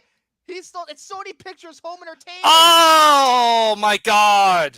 Right on every DVD or Blu-ray. Oh my From God. 2005 onwards, it's still used to this damn day. Mike, I was thinking of the other. Oh boy! Wow. Yeah, like that stuff. It's like it's just Sony to me. Oh my God. Okay, local number 4. Oh boy, Jordy cheated. He looked at the no. Did he look at the chat? Jordy, did you look at the chat? No. I don't Right, know. Jordy. I trust him enough not to look I at saw the where chat. his eyes were. They were on me the whole time. Oh, I know someone's gonna take a photo of me. Oh, good luck being in M. Night Shyamalan's new picture, by the way, if you're your fucking face like that. Logo number 4. Ready? Let's begin. Okay.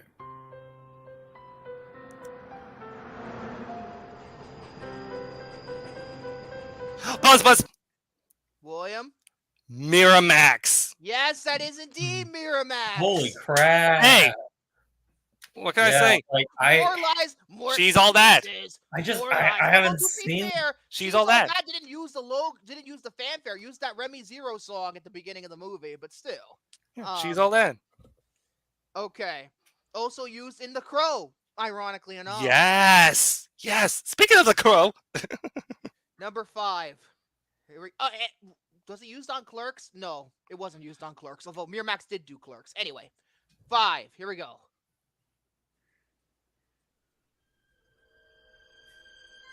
Buzz. Jared? New Line Cinema. Yes! It's New God Line. damn it. By the way, I'm so happy they brought back that logo in front of the Watchers. That's like the best part of that damn movie. Oh, I will say that. I will give it that. Yes, that was. I was so happy when they heard that again. I was too. Okay, number 6. What? Oh my god. Jordy? Okay. Disney Disney Home Entertainment. No, it's Disney though, but it's not. Okay. That's what. Gotta be That's what Disney. I was thinking Okay. it was. It's either Disney Pictures or something. It's Disney related, and it's not. It's from their home video division, but it's a particular Oh my series God. they were putting out. Jared, you should know this. Okay. I haven't heard Disney- that in Disney forever related. though. God, it takes me back. Okay, I'll give you. No, I can't give anybody hints. No, stop giving people hints. You figure it out. No. Unless you really want a hint. All right. Let me see. I'll only give you a hint if you want it. Wait, I think I remember what the name it could be because I was remembering it was off of VHS. I know, but you already went. You went so it's these two. Okay. I'm trying to think of the. Trying to So it's think. old. It's VHS. I'm trying to think. It's Disney. Gosh, Wait. Uh-oh. this is It's- tough. Buzz.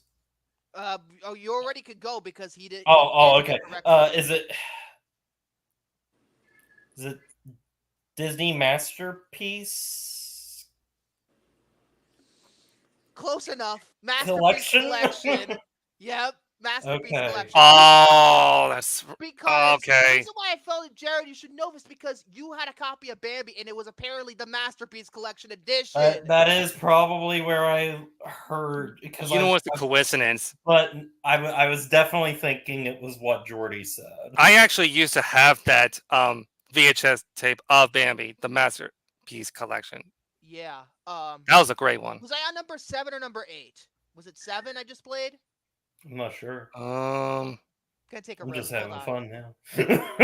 Oh, wait. God. Yeah, no. It was okay. It was number 6. This is number Gosh. 7 now. This Oh, is number okay. 7. All right, get ready. All right. Number 7. What was Jordy? Oh, Nickelodeon? Yes, it is. It's Yeah, Nickelodeon. I knew it. Yep. 1 point for you. He's now in the game. How many points have we? William dominated. Let me see. Hold on. William's got like 3 or 4. Hold on. I think I had like 3, but there's always a replay I can go to. And then Jared has 2. Jordy has 1. Okay. All right. What? No. Yes, this is the first No, one. wait, hold on. Wait, No, I have 2. Yeah, he does have 2. That's What right. was the other one? Oh, right. Jordy said Sony Home Entertainment. yeah, Yeah. That's Yes. right. So 3, So- 2, 2. That's right. That's right. Hey, Okay, Nickelodeon, that's how right. you been since Quiet on Set? Oh, God. Oh, Dan Schneider fucked him up. Quiet damn. on the set. Can we please have quiet on the set? Number 8. Here we Okay. go. Buzz. William. Columbia Pictures. Uh-huh. It is. Yeah. Because that should be pretty much well known from the first note. Yeah, Yes. that's pretty. Okay. Yes. Number 9. Here we go.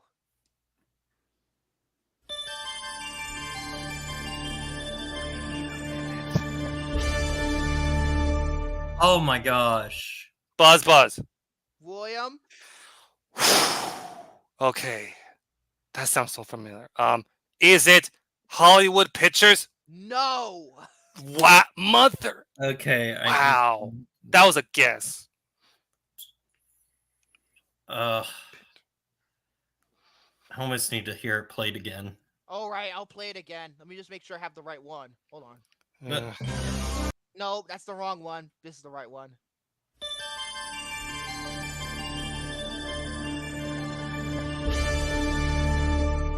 Oh my god, that sound is like in my childhood. so like 90s, you know? So it's like late 90s, early 2000s, or what I was watching Well, at the time. I feel so like it does sound like more 90s. Is it Mm. Touchstone? He got its Touchstone! Oh my god! Wow. The That's a upper good- Disney adult division. No, Oh man. Pictures. That's a good one. Cool. Well done, Jared. Okay, this next one is a VHS logo, so keep that in mind whenever you hear this. Okay. Okay? Here we go.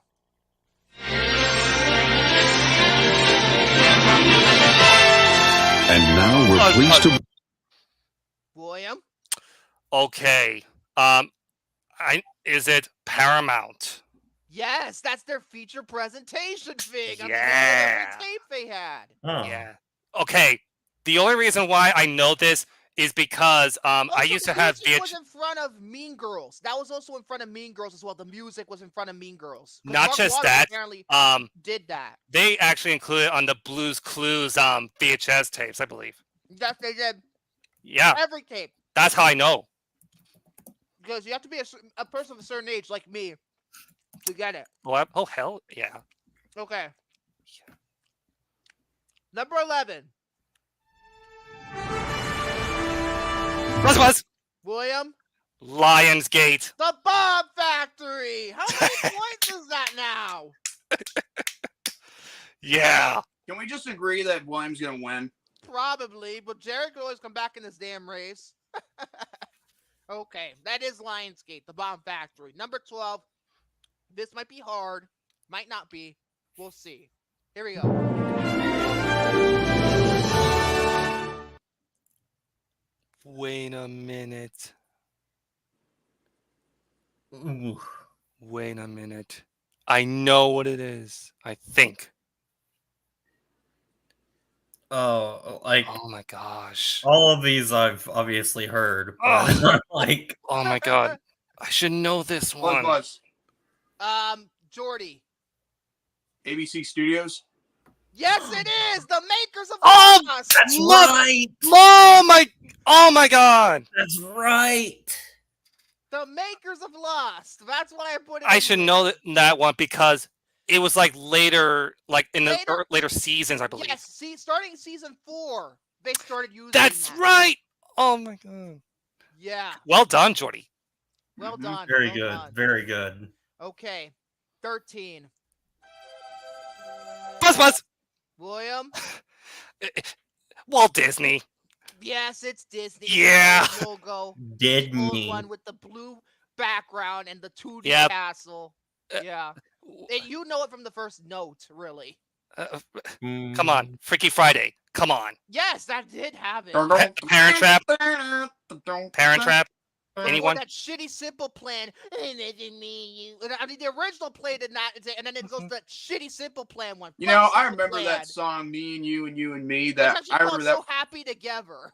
I remember that was also in the first Super Smash Brothers. Yes, that was also there as well. Okay, number 14.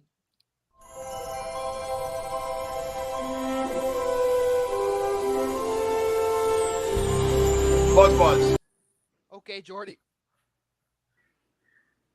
Is it DreamWorks? No. Shit. Over to you guys on guess. Ah, gosh. What do you think, Jared? I don't know. That's just. It's so whimsical sounding. It really does. It sounds like magical, but maybe because of the composer of this logo, which I don't know if it's gonna give it away. Yeah, I don't know. Because I don't know any composers for logos. I know this one, but gosh. Yeah, I'll just say I'm stumped. So yeah, I'm stumped too. Imagine Entertainment. Ron Howard and Brian Grazer's company. Okay. The music you heard was composed by James Horner, and that's why I thought if I said James Horner, that would give it away. Okay, yeah, no, You can see it on The Nutty Professor. That's where I always remember it before it goes to Macho. Okay. I love The Nutty Professor remix so much. That's such a good movie. It is. It is. Number 15. Buzz. A. I heard William go first.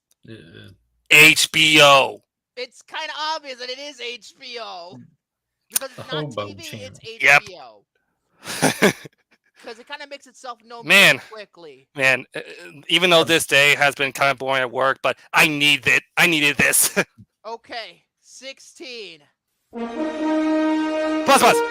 Oh my god. Yeah. Universal. Yes, it is Universal. Oh my god. Come on. The Mummy. Jared, I'm surprised you haven't. Jared. I'm surprised you didn't get that. I'm slow to the draw. Jared, how do you not get this one? I'm slow to the draw. Well, here's the thing, though. You draw slow at high noon. Oh Jesus. Number 17.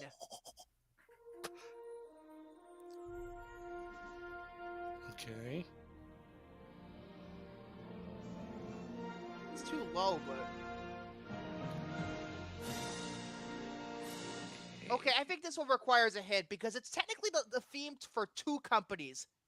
I'm if you get one of them, I'll give you the point. If you get both, I'll give you two. No, that's not fair. If you know one of them, I'll give you point for either one. It's the theme for two companies. Okay. Two companies. Theme for two companies. Name for two. Because of acquisitions and bankruptcies and Huh. Wait a minute. I know one bankrupt one that got bought. Wait a minute. Buzz. Okay, William. Okay, this might be tough for me. I'm just gonna go with the guess that I originally thought Hollywood Pictures. No. Oh, whoa. Damn it. Well, yeah. Buzz. You said Buzz? Yeah, Buzz. Okay, Jordy, go ahead. E1. Jordy, you're looking at the live chat. I know you are.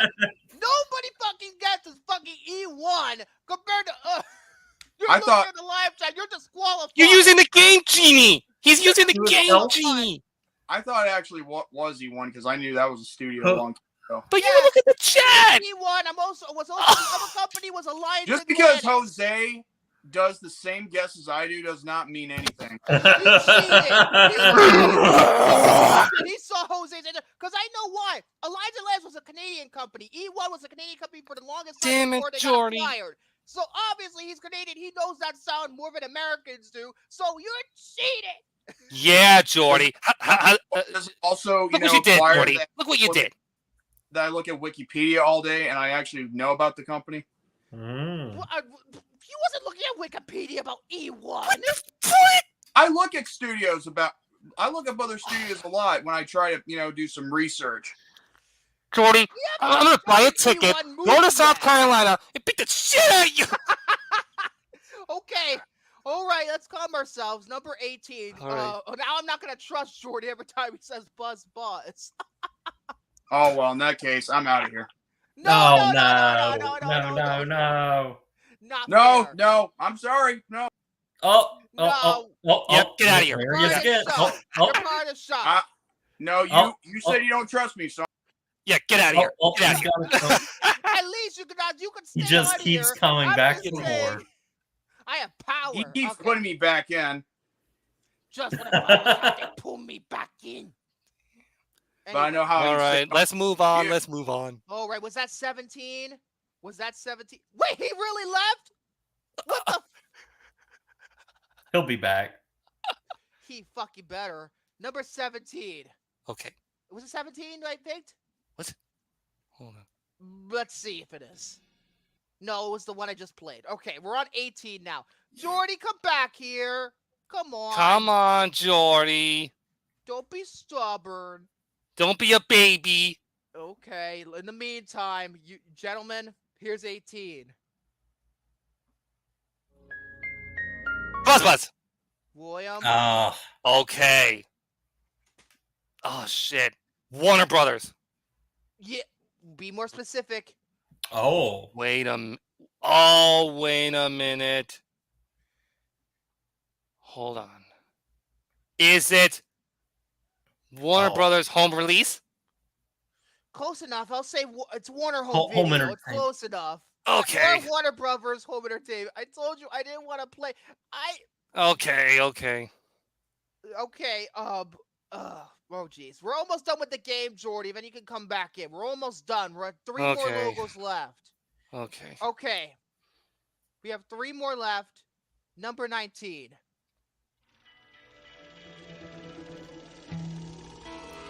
Sounds like a film reel.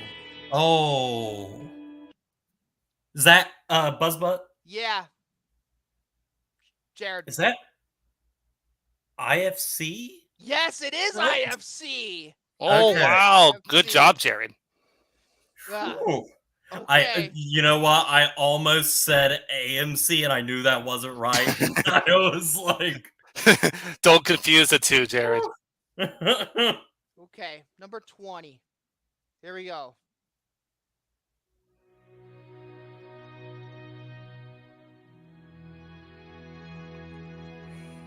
Wait a second. Huh. oh, Buzz. yeah. I know. William. Okay, I'm going to take a random shot in the dark. Spyglass. No! Because fuck them! Oh, That's damn honestly it. what I was thinking. That's too. why I thought it was too. But now I'm looking in the chat. But And yeah, I it's might fine. have been wrong. Soren might have gotten it. Mm-mm. He didn't get it. Okay. It's all up to you, Jared. Well, no, I don't know what it is. It's Focus Features. Oh, Oh. crap. Makers of The Big Lebowski. Technically, they own the rights to that. They own the rights to Mallrats. They made Eternal Sunshine. They made this year. Didn't they release something this year that I watched? I think they did. Oh, wait. Back to Black they released. Oh, my God. I remember we was Fuck bad. that movie. Anyway, here comes the last logo. This is going to be very obvious. It's a tiebreaker. Well, not a tiebreaker because William's going to win this. Nah, Williams already won. I'm the dominant one, bitch. Okay. You're going to get it from the first note. Here we go. Buzz. Yeah. 20th Century Fox. Studios. Yeah.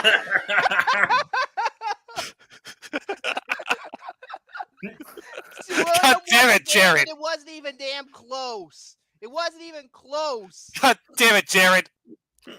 Oh, boy. Wow. Don't confuse the... Oh, wait a minute. Wow. Wouldn't it be funny if, like, the tone of 20th Century Studios was just slightly different than Yeah, Fox, that would which be- made it- it just a little different? They could. Here's the thing: they did that fanfare in '97. They still haven't fucking changed it because they know it's iconic. Not this one. But yeah, Soren, back to bullshit. More like it. Okay, Jordy, the game's over. Whew. Come back. Don't be a I scaredy needed it. puss. He said after Jared gives his topic. Okay, this might be. Okay, he's going to that's cool down a my. little bit, That which is okay. This is my. That was my topic. I think if this game, I guess, was kind of successful, next time we play this game, we'll do actual movie themes. It'll be a little easier for everybody. All right. But hey, hell yes, I am king of the world, baby. So maybe movie songs if I could get away with copyright. Yeah. Yeah, I'm the king. Let's go. So because I did movie logos because they're not copyrighted. At least I don't think the logos are, but not the music. But yeah, movie themes, franchises, maybe movie songs. We'll see. I'm gonna try and make this a recurring bit. All right. If I don't have anything to talk about. This is fun. I like this. TV show themes, maybe they'll come one day, but if I put, oh. but if I did, it would probably include this. Yeah, Jordy's favorite show. Survivor team, right? No, that's not Survivor. Next time, do a video game where the live chat doesn't interfere. Well, here's the thing: they could guess what they want. They could have fun. Or the Buffy theme. Oh my god, that's true. Yeah. I'm gonna put so much biasness. I'm gonna put Buffy and Lost. Oh my god. Anyway, Jared. All right. So I got to. I had some trouble figuring out what my topic was going to be, but I knew what one was going to be. Wait, so is Jordy I'm just going to do 2 rankings that one I had been wanting to do for a while, and one I was just able to do recently. Oh, you were telling me about this earlier before we go on the air. A few months ago, little known movie that didn't do very well came out from a prolific director. It was called Furiosa, a Mad Max story. Yeah, and I'm to this day I am ashamed that I bombed because that was an awesome movie. Yeah, we're part of. Or wait, you didn't see it in theaters, did you, William? Unfortunately, I didn't. Okay, so we were part of the problem. Yeah, I know. Like originally, I was gonna go see it. I didn't have time for it, but thankfully, we still have. You know what? Yeah. So, I had never watched the Mad Max series. This was a franchise that I've been wanting to get into because it does interest me, especially like in terms of just pure filmmaking and just making a movie originally from like nothing and everything, and then just seeing how it's continued through the years and stuff. And I wanted to get in on that action because I had never seen a Mad Max movie.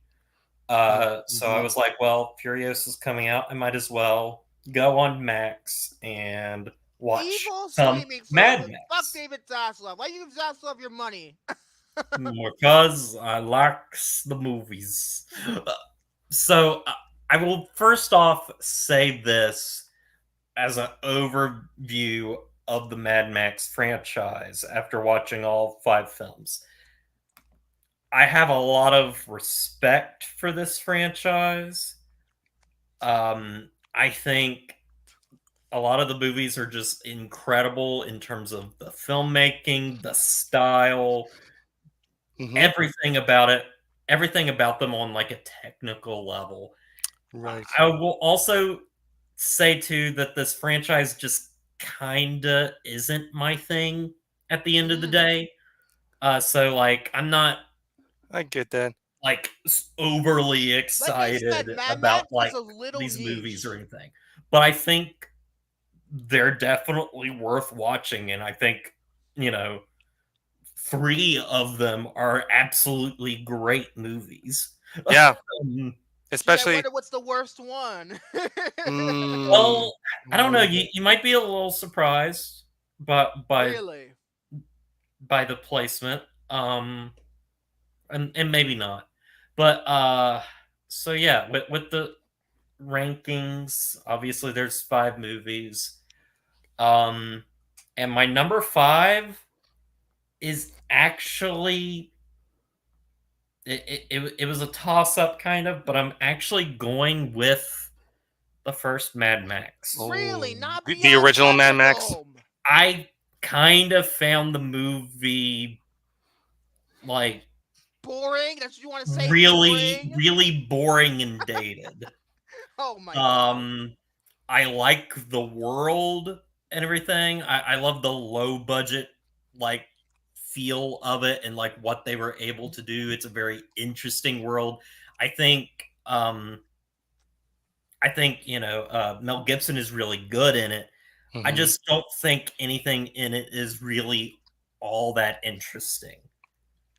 And the reason why it ranks lower than the next film on the list is because at least with that film, I was bored only for the last half of the movie. Zorin, if you say this movie's boring, you're boring.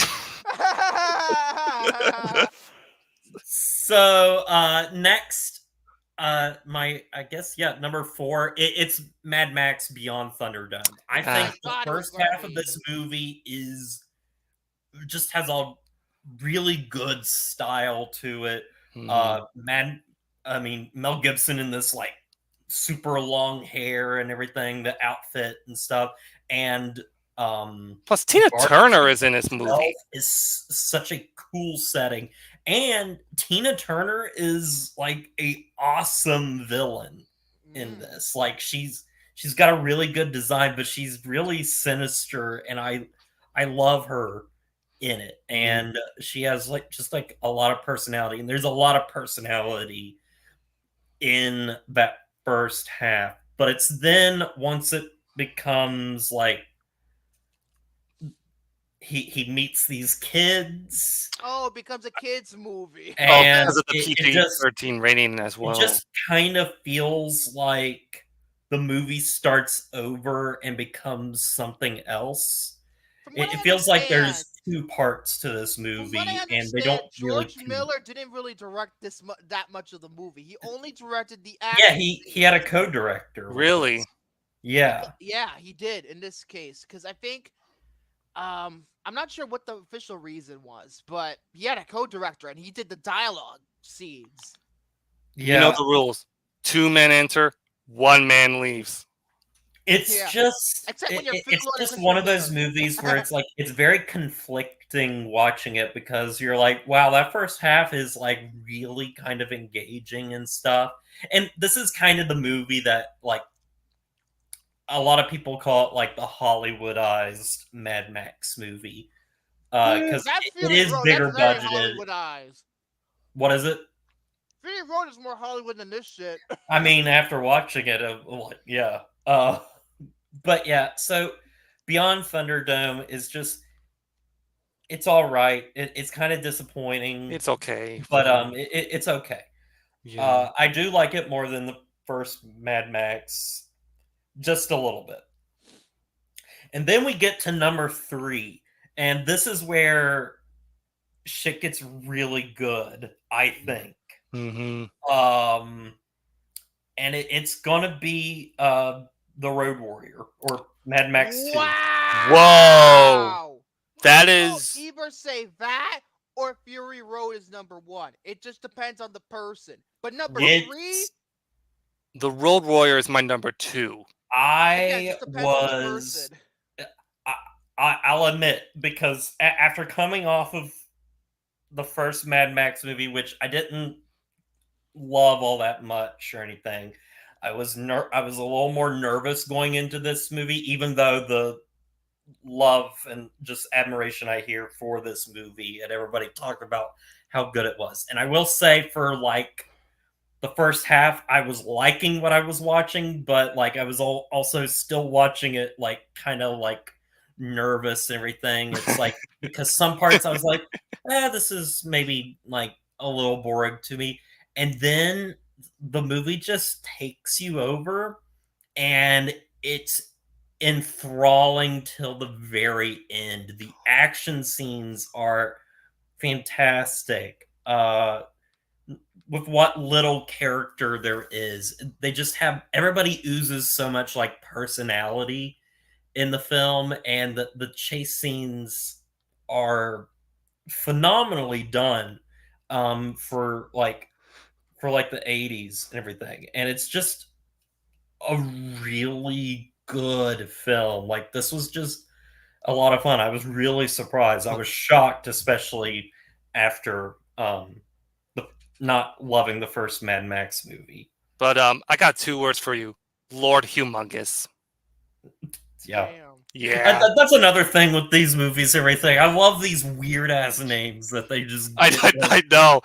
Like, it's like, how do they come up with these names? Fury like, Road and Furiosa have like Erectus, and like there's even like a character called the Toady. Yeah. I'm just looking up at Wikipedia right now. Oh my god. And now I'm going to shock the world. Oh boy. no. I know what the 2 remaining are. But what order? I'm going to shock the world and put Fury Road as number 2.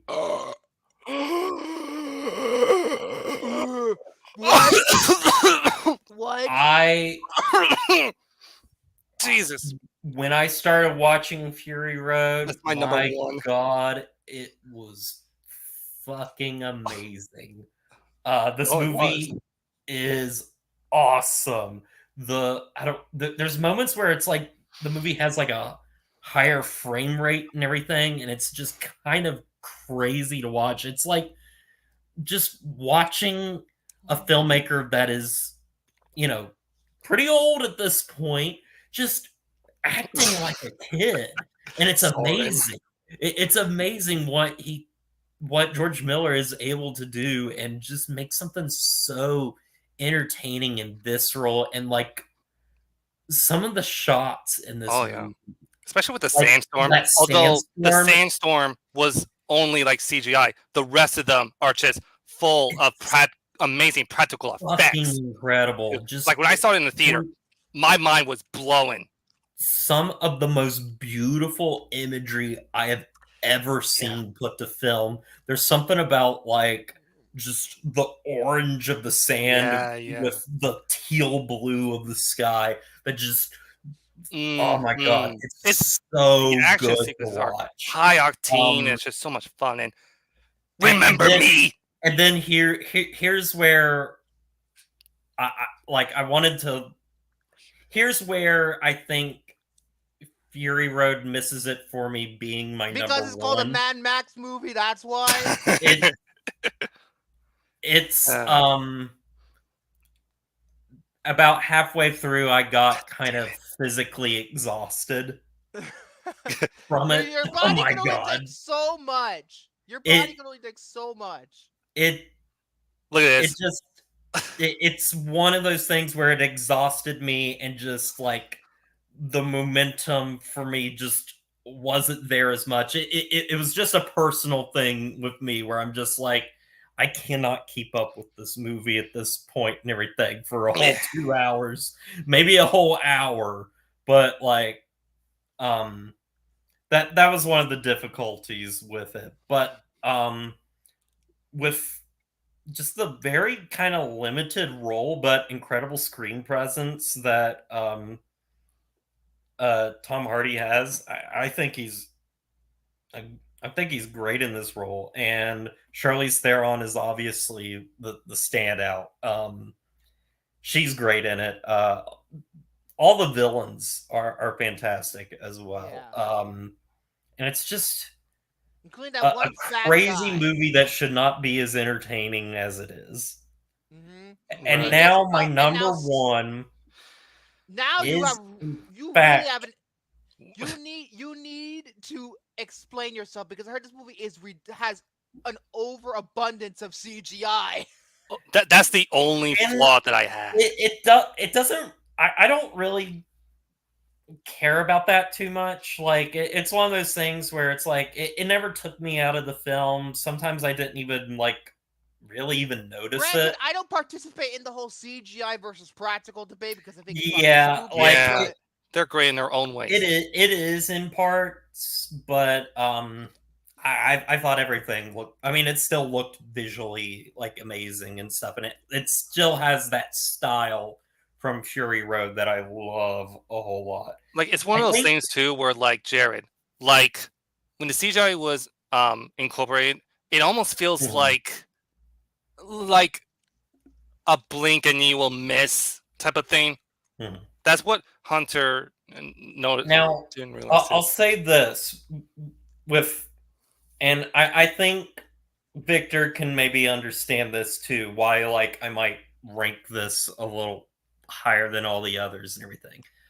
After watching the Mad Max movies, I understand what is a Mad Max movie. Like, you have all these things, and one of the things that the Mad Max movies are not, like, they don't particularly care as much about, and that's completely fine because they work without it, is character as much. Character development. Here's the thing: I'm such a character-driven person, And that's why it crushes me. I love Fury Road, but damn it, I need more character development. I think, for me at least, it does that with Furiosa herself. I think she's a very compelling character, and I think Anya Taylor-Joy and the girl that they got to play younger her are fantastic. Oh in yeah, this. Anya Taylor-Joy is brilliant. In fact, like, I love the fact that they took they would do some CGI trickery with the young actress to slowly transition her into looking more and more like Anya Taylor-Joy, so that when you get to Anya It Taylor-Joy, doesn't feel distracted, like, but yes, there's a different person on the screen. And it works so incredibly well. And then also, I think, just in terms of screen presence, Chris Hemsworth is the most entertaining villain that this franchise has he's ever had. awesome. This guy is fucking hilarious. He's, well, demented. His name's Dementus. I love his accent and everything. I love his fucking mustache where he's just yeah, and with the bunny like strapped on, like, and his chest, whatever. The ending of this movie is just so That's what I've heard. Fucking batshit insane. Well, not the ending, but like the very, very end. Because I heard this movie. Unfortunately, it doesn't work as a standalone movie. You have to watch Fury Road to really fully understand the whole fucking thing, and that's why it fucking flopped. People didn't want to go back and watch Fury Road. That's why it flopped.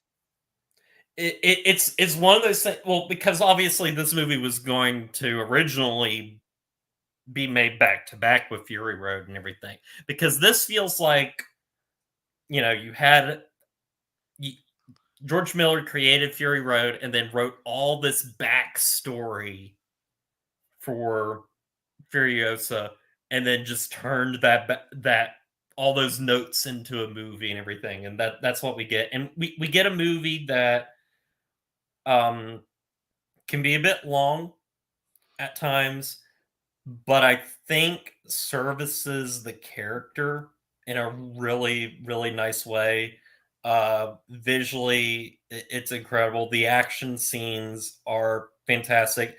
Some are, but I don't think the action scenes top what was done in Fury Road as much, but I think the character work for me is what landed. Now, I will say, like, I'm not insanely crazy about this franchise, but it's one I have a lot of respect for, and I want to own these movies because, like, I will. Already own Fury Road on the Blu-ray, but I don't have any of the I own the Probably 10 I edition. haven't watched Furiosa yet. I'm like the last person in this damn country to watch it, but still.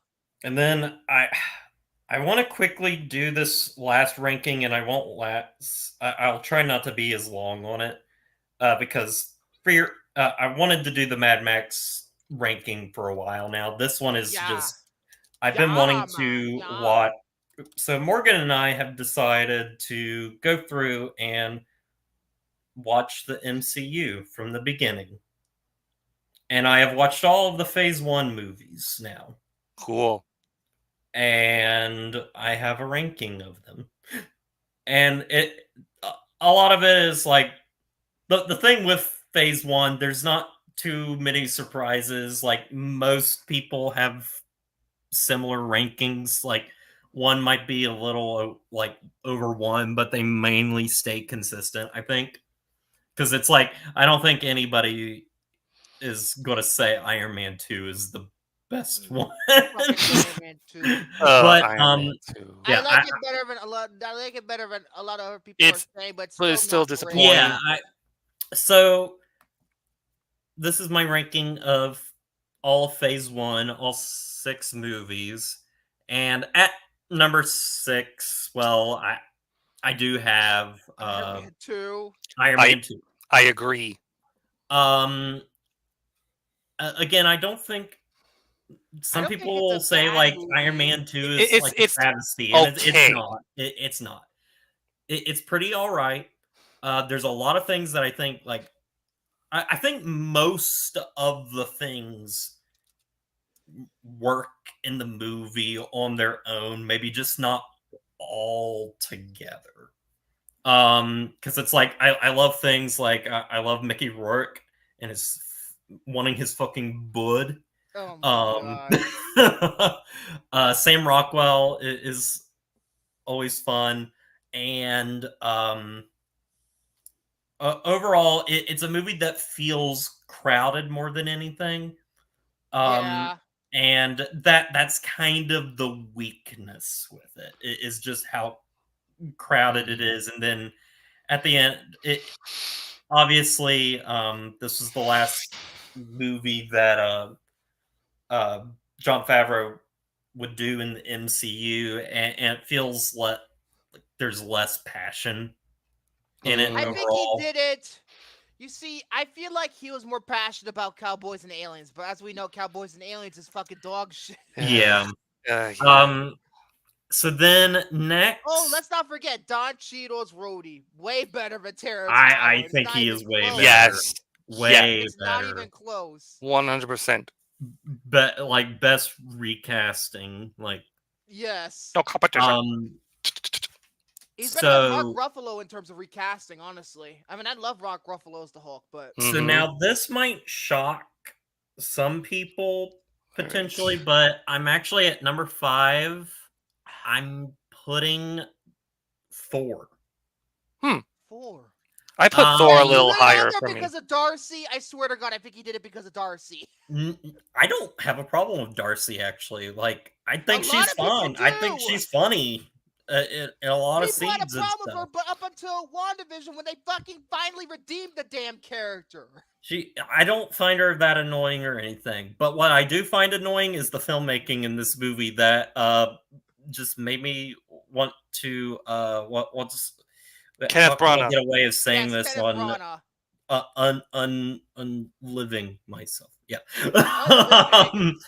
I don't like. It's funny because Kenneth Branagh has worked with this cinematographer at like from Thor onward. He has used him in every one of his movies, and every movie after this just looks a lot better. And it comes to those damn Dutch angles. Movies, if that was his name, Hercule Poirot, The Murder on Orient Express, and Death on the Nile, Haunting in Venice. Death on the Nile. But the filmmaking is like my biggest issue with this movie. Really? You talking shit about Kenneth Branagh? And I love Kenneth Branagh, but I hate the Dutch angles and everything. And Morgan and I literally played a game of. At least there's no Scientology involved. Every time there's no Dutch angle. But yeah, I don't know. You hate Jane Foster. I'm not very passionate about this one. Obviously, I like it just a little bit more than Iron Man 2, but I'm not that passionate about it. Although But I will say do this, like the performances in it a lot. well, And I like just the world. another Yes. the, And the, let's not forget about the the diner Street scene. Fighter song at the end of the movie.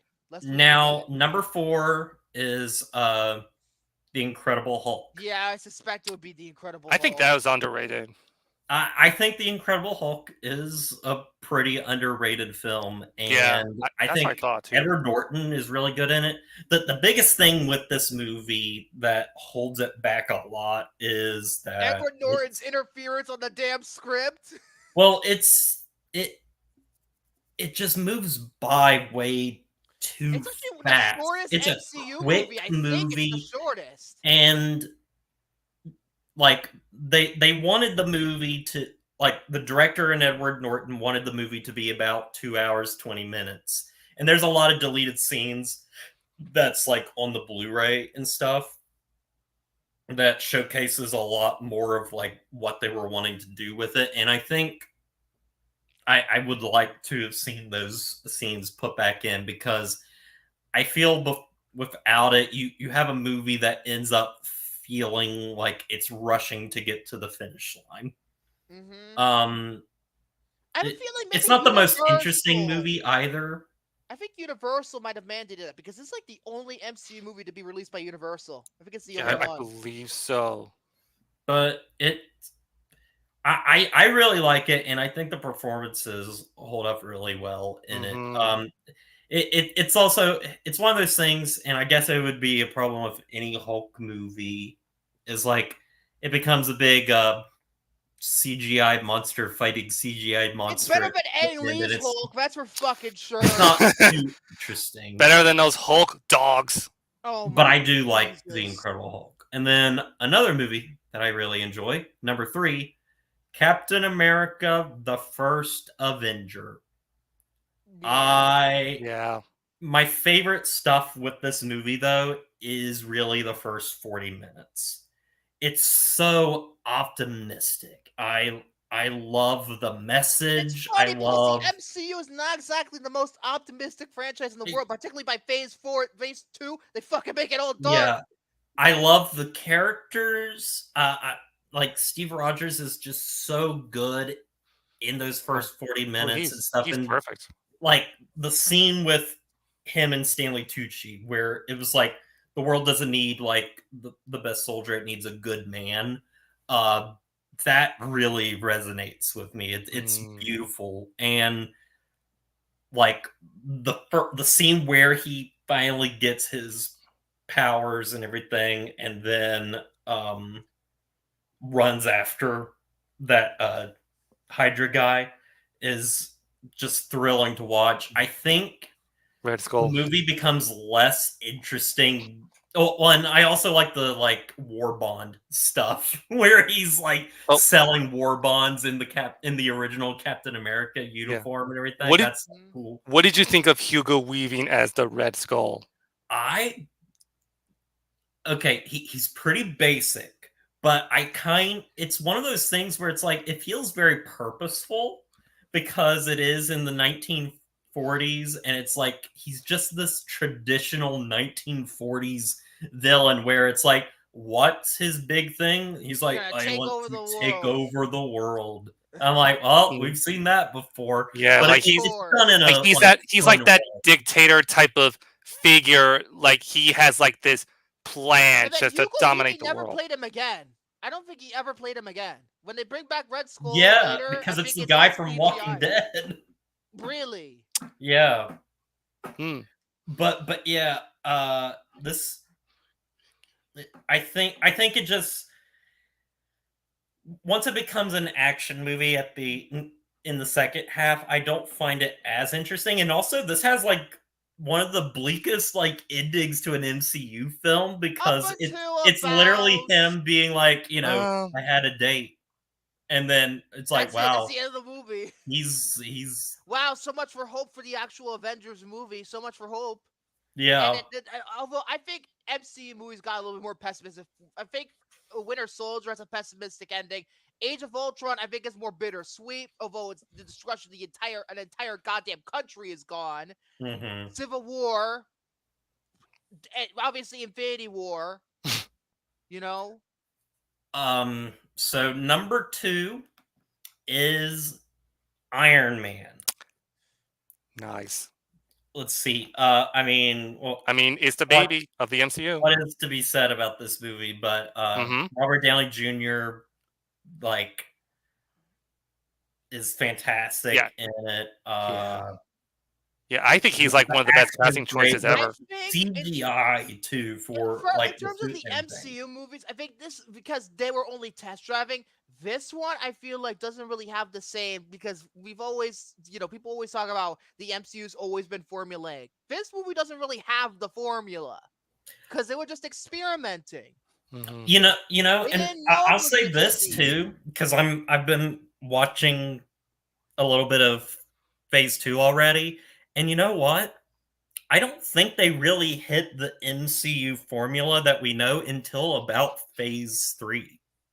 I think Phase 3 is when the MCU formula really starts. I'd say being implemented more. Yeah.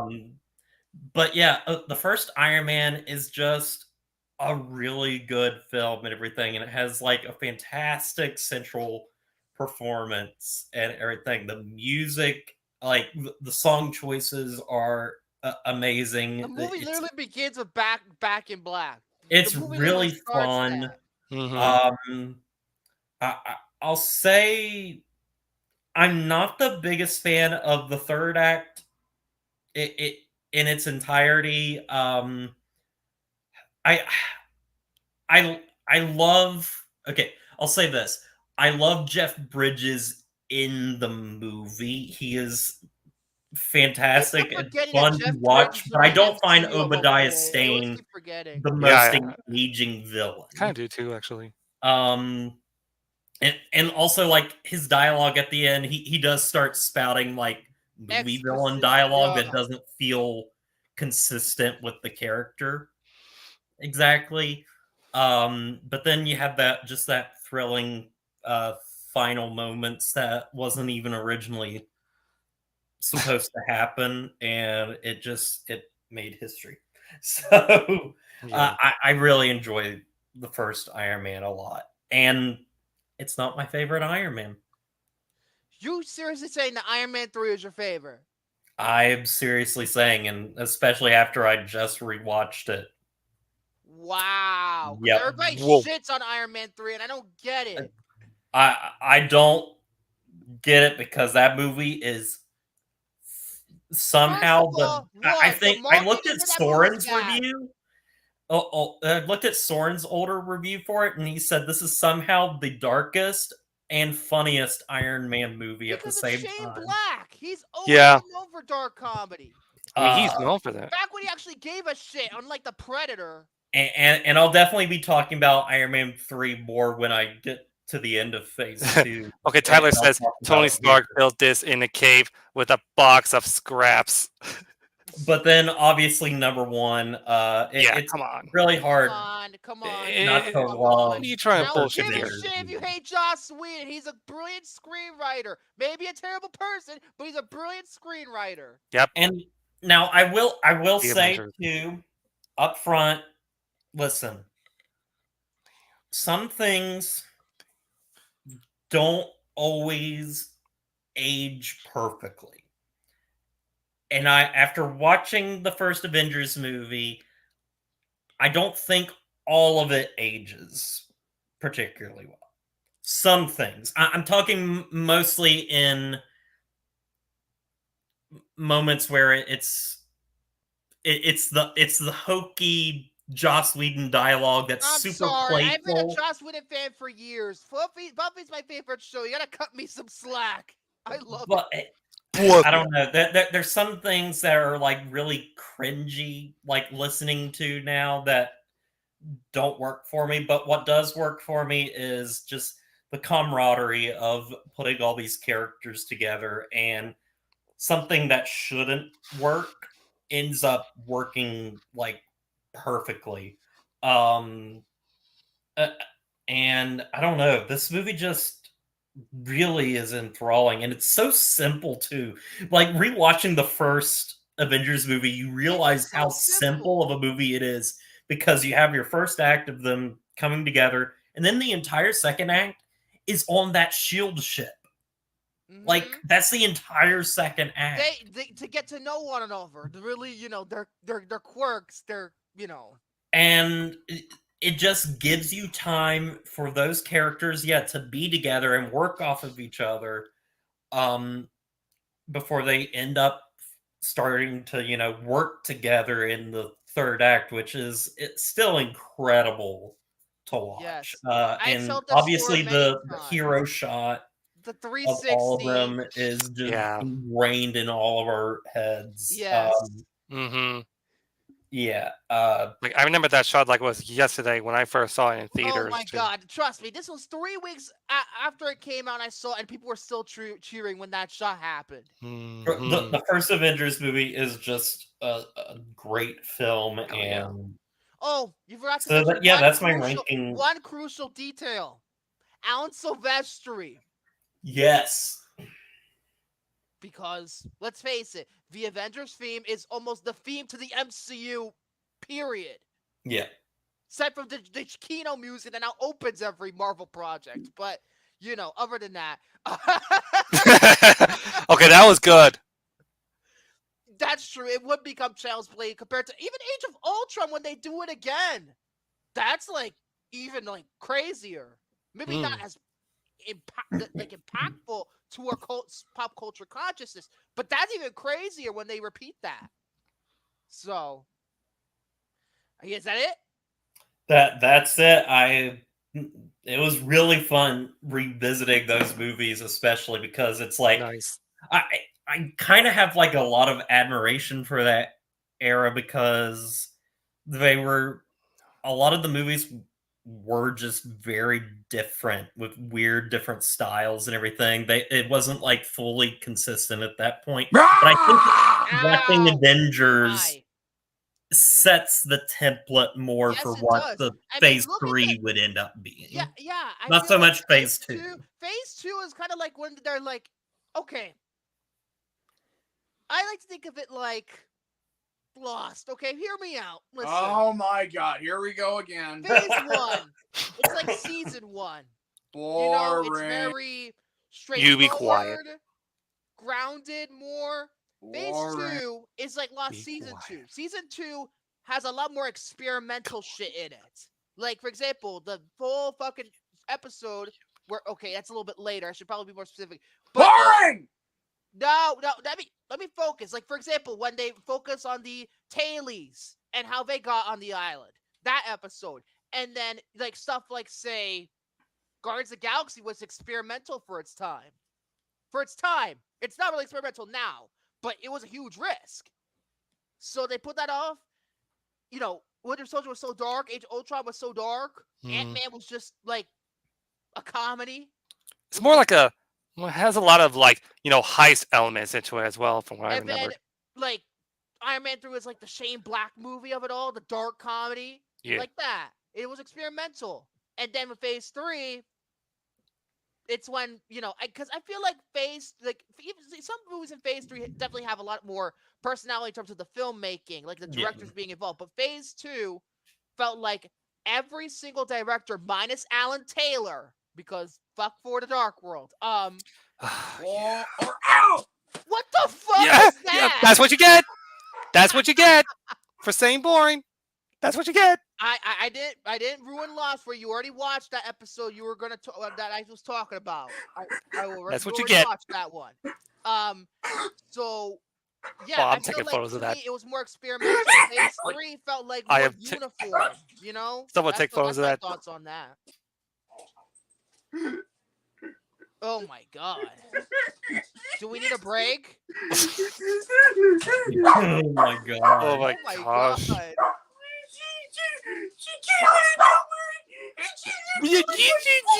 Wow, did I spend this entire What? MCU subject not criticizing them? Wow, this is the first time in a while I haven't criticized them for what they're doing now. Granted, I love phases 1 to 3. I do. Jackass. Now we really need a break.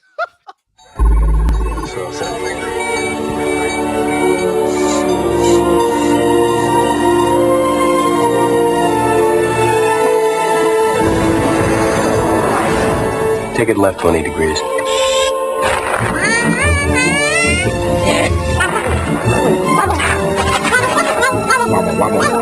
Beautiful planet. Kind of boring though.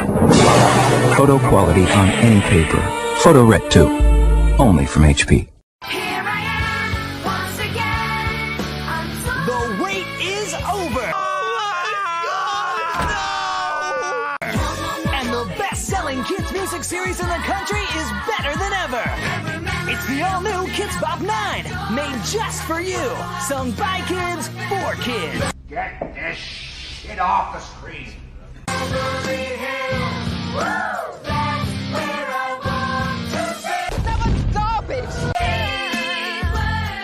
It's all the kid-friendly songs you've been asking for.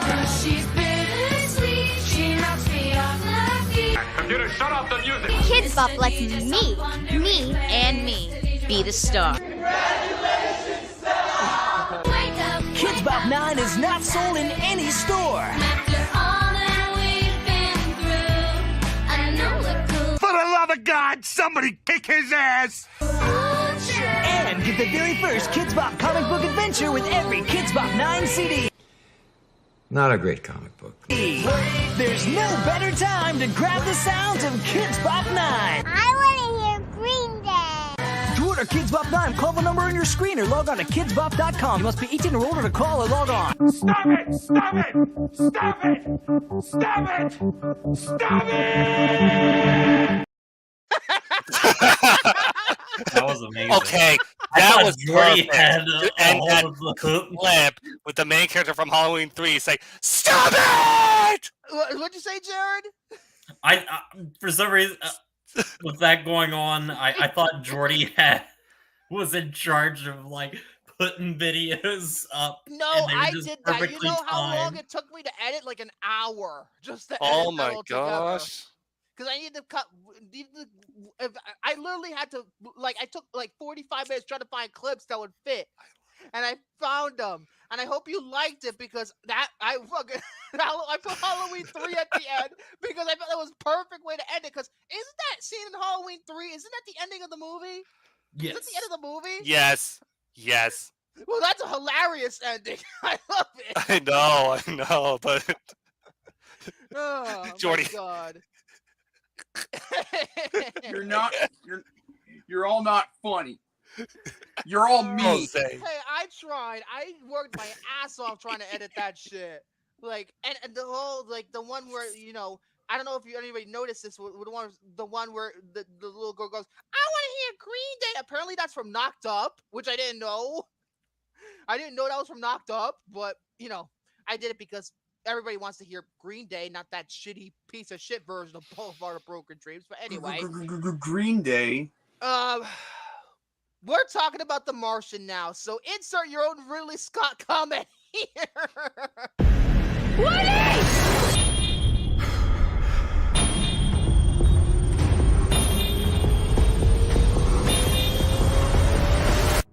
I'm not gonna die here.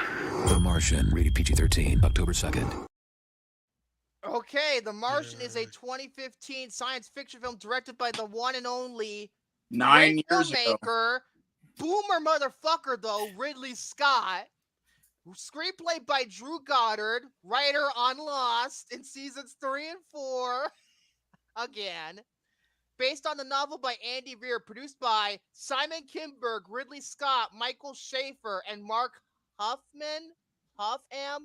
Yeah, I just said 9 years. Mark Huffman, starring Matt Damon, Jessica Chastain, Kristen Wiig, Jeff Daniels, Michael Pena, Sean Bean, Kate Mara, Sebastian Stan, Axiel Henny, Mackenzie Davis, Benedict Wong, Donald Glover, Ken Chu, Eddie Ko and Chiwetel Ejiofor and was released on October 2nd, 2015. Wait, by what was the 20th last Century Fox. Chiwetel Ejiofor. Oh, I thought you said Jewy. No! Good Lord. Budget was $108 million, and it was a humongous hit. It makes $630.6 million. Oh, yeah. It'll be the 20th anniversary of Revenge of the Sith next year. When astronauts blast off from the planet Mars, they leave behind Mark Watney, presumed dead after a fierce storm. With only a meager amount of supplies, the stranded visitor must utilize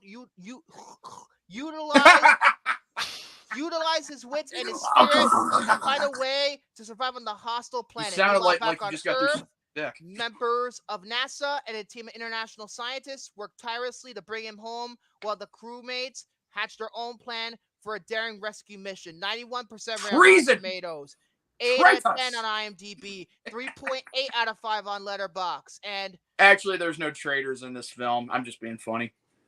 Sean Bean does not die. He doesn't take roles where he dies anymore. So he lives in the end of the movie. Although technically, I was thinking that since Sean Bean, like, oh, it's the guy who always dies in every movie. Like he's like this immortality in him that he cannot die. Yeah. The last time he died was on Game of Thrones. That's like the last time he died in anything. Yeah, I kind of like it that he doesn't die in this film again because, like, don't get me wrong. Speaking of which, nobody dies in this movie. Nobody dies. He does the best death scenes in a lot of movies or TV shows. I mean, I think that's just mainly what he's all about. I mean, people remember mainly how he died in GoldenEye. You know, it's. Yeah, but a lot of people remember how he died in Game of Thrones. Yes, I know, but other than Game of Thrones, people mostly remember his death scene in GoldenEye. Yeah. What about the first Lord of the Rings film in 2000? Oh, that's right. That's right. Speaking of which, they make a reference to it in this movie. Project Elrond. Oh yeah. Okay. With this movie, this was the first time I had seen it in about, give or take, exactly 8 years ago as of this weekend. Oh, wow. You know what? You know what? This is actually my first time watching it in 9 years. Yeah, last time I watched this was when I got it on Blu-ray and I showed my dad the movie. I saw it in theaters when it came out on Blu-ray. This was actually my very, very first time watching it. Yay! Thank me later. Speaking of which, I want to answer. You rewatched it last night, so as for me, I only watched it earlier today. I didn't know if I was ever going to get it done because I was like resting a lot. Because again, but yeah, like the only reason why I put that on the wheel is because I haven't seen it in God knows how many years, like 9 years. What did you guys watch? I watched the theatrical. I watched the extended version. I think Jordy might watch the extended. It's like I watched the because I don't own the extended. I think the one I watched was like was 2 hours and 20 minutes. Well, it's only like 10-15 minutes longer, isn't it? Let me see. I mean, it doesn't matter. What's well, it has like 8 more minutes into it. Yeah, when I watched the extended 10 version. more minutes actually. 10 more. 10 more. Might have added a differences. scene to it that was probably cut out from the final film. Well, at least in this version, it's the theatrical version was already a great movie. Yes, because I feel like I heard that the extended cut doesn't really add that much. To give it credit, like most Ridley Scott, and that's not fair. King of Heaven practically saved that. Damn movie with that. I have to give the film credit where credit's due in a lot of ways in one because I didn't really think this film was going to amount to anything, but boy was I wrong. I mean, it's like this movie. First of all, this movie. I'm maybe about to make a bold statement. This might be Ridley Scott's best movie. This might be his best movie. It's up there. This film was a masterpiece to me. This might be his best movie. It is a masterpiece. Because I love Alien. I saw film in here's the thing. Louise over the weekend. I fucking loved it. Like here's the thing. I was wondering when we're gonna have this discussion. If we're gonna find out, like, other than just Earth, what other planets should we try to inhabit? Because again, It's just, you know, it came out around the time where people thought Mars was going to be sustainable for us to live on. You know, that kind of optimism about that. Like it came if out around the there's same time when they were really trying to discover Mars and see if they had, you know, stuff. like And if there's by the any way- mystery, like if there's any like, you know, life form out there. It was like a kind of a Mars craze a little bit. like here's the thing. Yeah. It can still be habitable as long as you know that we have the resources and all this other stuff to try and make it good. Yeah, it's just one of these things where people have to do more research to really understand if, you know, if it's really possible, you know?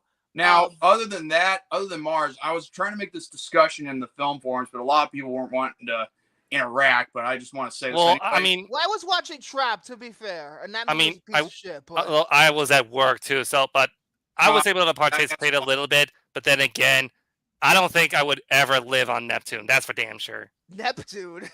Why Neptune?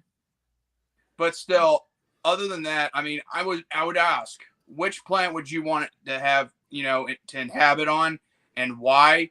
And you know, because again, to be fair, I think out of all the planets other than ours, I'm mostly fascinated about Mars. I always have. Same. And you know, we can barely live on Earth as is. Yeah, but guess what? You know, if we live on a different planet, we actually have our own world peace. You know. Romy's anus. Romy anus. That's a planet. Romy's anus. Why not called another planet that? No, that's the moon. Oh my god. Well, I'm just saying. It could be another planet bigger than Jupiter. So, when it comes down to it, I was waiting for you to say that. You know, like he's the one who started it. What I love about it so much is that the movie is very scientific based, but it does everything in such a way that's still entertaining. It doesn't really like. Hey, you know what? That's another planet I forgot about. Uranus. It's like to the point where it's easy to understand. Hey, laugh all you want, but that's another understand. Yeah, I know what you're saying, Victor. Like it doesn't make it so complex where it's like so much techno jargon, you know? It makes it easy for people to understand what's going on in it. But I feel like at the end of the day, even though it is really it has a lot to do with science, it's mainly an underdog story. It's about this guy under extreme odds to survive on this planet that can't really inhabit life, and he has to survive. He has to come and up with yet, ways to... everybody on Earth, when they discover that he's alive, everybody's having to go through this whole political red tape and try to, you know, get through this and that to try and get authorization. This, that, and the third. I'm like, Jesus. And even too with like, you know, Mark's character, like as soon as you start seeing him just like being stranded on the red planet, you don't see him as like a very depressed type of person. Like he used his wit and like humor to it to make his character a lot more interesting, and you want to like get involved in the science of what he actually does. Yeah, in fact, you know, it's so cool that, you know, he can actually, while on Mars, he would actually do something that I was thinking, like, we should grow trees. And guess what he grows? He doesn't grow trees. He's growing potatoes. Yeah, it's like he stays optimistic through the whole movie, which is like kind of surprising because usually a character at least has like some sort of like low moment, low point where they break down and they stop and they give up. And like when you're on a desert island, never does, and it works. And you paint that, you know, volleyball, you know. Yeah. Like, well said. It's like, ay! They say once you grow crops somewhere, you have officially colonized it. You know, again, the sense of humor that this movie has, he uses the sense of humor, his snarky sense, to pretty much stay sane. Yeah, I colonized Mars. Damn movie, Matt Damon in this movie, half the damn time is talking to the camera. It's in your face, Neil Armstrong. You know, that also reminds me. It reminds me. You know, that kind of reminds me. You know, it kind of reminds me of all of us because we talk to a camera a lot. Yeah, but like for an actor, and especially if you're like, I know this movie has a huge how you cast, which I'll get this to, is, but that's what you call McFly. Okay. Yeah, Matt Damon. This is one of his best performances. Oh, easily. Saying. I think it's one of his best. Like he embodies that character. I really can't see This really... movie's okay. I agree with Soren. This movie's basically the Castaway of space movies. Yeah, but I feel like this movie has like I agree. And he can redeem himself for being kind of lame in Interstellar. It is pretty much the Castaway of this generation. It is. Well, I wouldn't say this generation because that was, I mean, like, come on, like. Well, like I'm just saying, like back in this modern generation of films that we're living in right now. Not gonna lie, Tom Hanks is good in Castaway. Oh yeah. And when it comes down to it, this movie is, first of all, for a movie that runs about 2 hours and 21 minutes, it fucking flies by very fast. Particularly even because extended. of Drew Goddard's script. feels. I'm gonna give a lot of credit to Drew Goddard. But again, he's a Lost writer, so I'm giving credit to a Lost writer. But Hell yeah. he understands to blend the science, the humor, and with the storytelling throughout the movie. It is an optimistic view of the future because apparently, according to the novel this is based on, this movie takes place in 2034. In the near future. It doesn't take place in the present, it takes place in the near future, 2034. And that's kind of funny because I'm willing to bet everybody's still going to be driving in cars with gas and all it's a realistic future though. It's not like it's a realistic Minority Report yes, where, you know, because here's the thing. I'm still waiting 2035. Excuse me, not 2034. 2035. Well, it doesn't matter what year it is. I mean, it's in the 2030s, but still, at the end of the day, I'm still waiting for a flying car, and guess what? It's not happening. I know. We still don't got it. I know. We still don't have it yet. I'm waiting. Yeah, like Watney is. If like Back one to the of the Future most can do it for patient, 2015, I can wait. He's one of the most patient guys Back to the ever Future. because of the fact is that he could have gone insane, but he just doesn't. And he never blames anybody. He never blames himself. He tried to keep his cool in check when he's basically he's like someone who knows that if his time is up, he's not gonna bitch about it. He's just gonna accept it. And on top of that, he's gonna, he's not gonna go down without a fight, of course. And literally, it's to the point where plus he even grew some facial hair during the movie too. Sitting there doing nothing, and then he finally has this realization: I'm not gonna die on this planet. And that's when he gets to work. And what's the benefit about this character is that he's a botanist. So obviously, botany, it's like learning how to grow things, right? That's botany, right? And I would believe so. Plants and like life, and all that stuff. The craziest things. Plant life, that's it. The craziest things to kind of survive. For example, he uses a combination of Martian soil and his crew's own shit to grow potatoes. Oh my god. Yeah. I thought it was his own shit. But... partially him, partially the other crew members too. Yeah. Because they all use the bathroom, so. Yeah. So it's literally to the point where even he says, "Oh, I used my own shit to grow potatoes." He says that in the epilogue part of the movie, yeah. And getting on to some of the other cast members now, the crew. Well, they're not on screen very often. I feel like they really do work, particularly Jessica Chastain. She is fantastic in this. Yeah, like every character has their own chance to like really shine, especially with this big ensemble cast that you have in a big movie like this. This is like the biggest all-star cast for a space movie since Armageddon. And, I mean, really, yeah. I think this all-star cast was actually pretty good too. Oh, yeah, like incredible. Jessica Chastain, her character. What is interesting because one, her character loves disco, and Mark has to deal with the disco music back on Mars, and he can't fucking stand pretty much any of it. That's a good character quirk. And number two, she feels guilty about leaving Mark because remember, in a damn storm. There was really not that much they could do. To be fair, she should feel guilty because as she's the leading commander of the mission, right? At the same time. It is. They're not wrong. I'm not saying it's entirely. Dead, I'm not saying it's entirely her fault. I'm just saying she should take responsibility because it's part of her crew. Yes, and it's just this.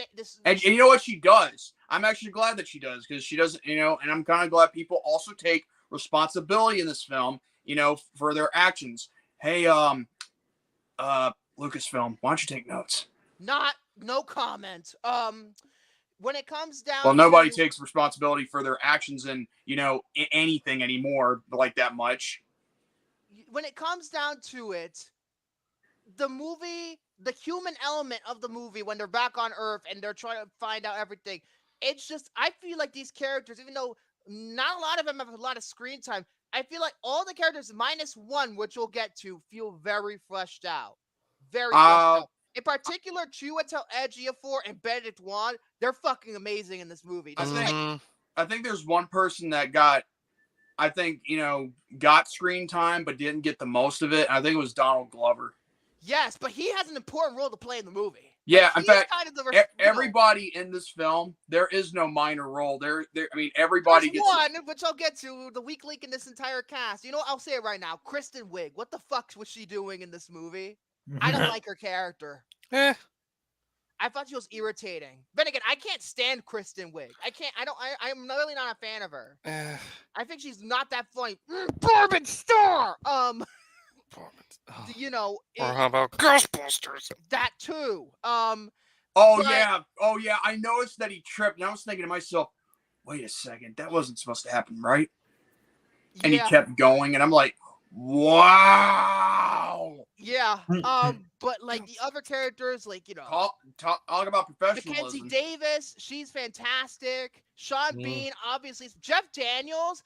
This is a very tough character to play because that's kind of funny. To me, I feel like he's a very complex role because to me, he's not an asshole. He makes some bad decisions, but he's not an asshole like right up here. Like it's kind of funny. Hunter just points this out. They actually use that for the film. Like when Donald Glover trips, it kind of reminds me of the first Star Wars film in '77. And it turns out that there's a stormtrooper that bonks his head during trying to get through the door. For some reason, people were thinking, like, why didn't they reshoot the scene after that happened? Yeah. When it, also other cast, Michael Pena is so fucking funny in this damn movie. Yeah. He might be even funnier in here than in Ant-Man, to be honest with you. Maybe. It's been a while since I've seen Ant-Man. Kate Mara, fantastic. Sebastian Stan, fantastic. Really everybody in this damn movie is just so good. And the fact of the matter is that this story is so well executed. Every scene doesn't drag. It lasts just long enough to serve the point. And for example, when it comes down to when Mark is just literally trying to figure out how to grow these crops, it's just captivating, They can't get through the effing door frame properly. But here's the thing.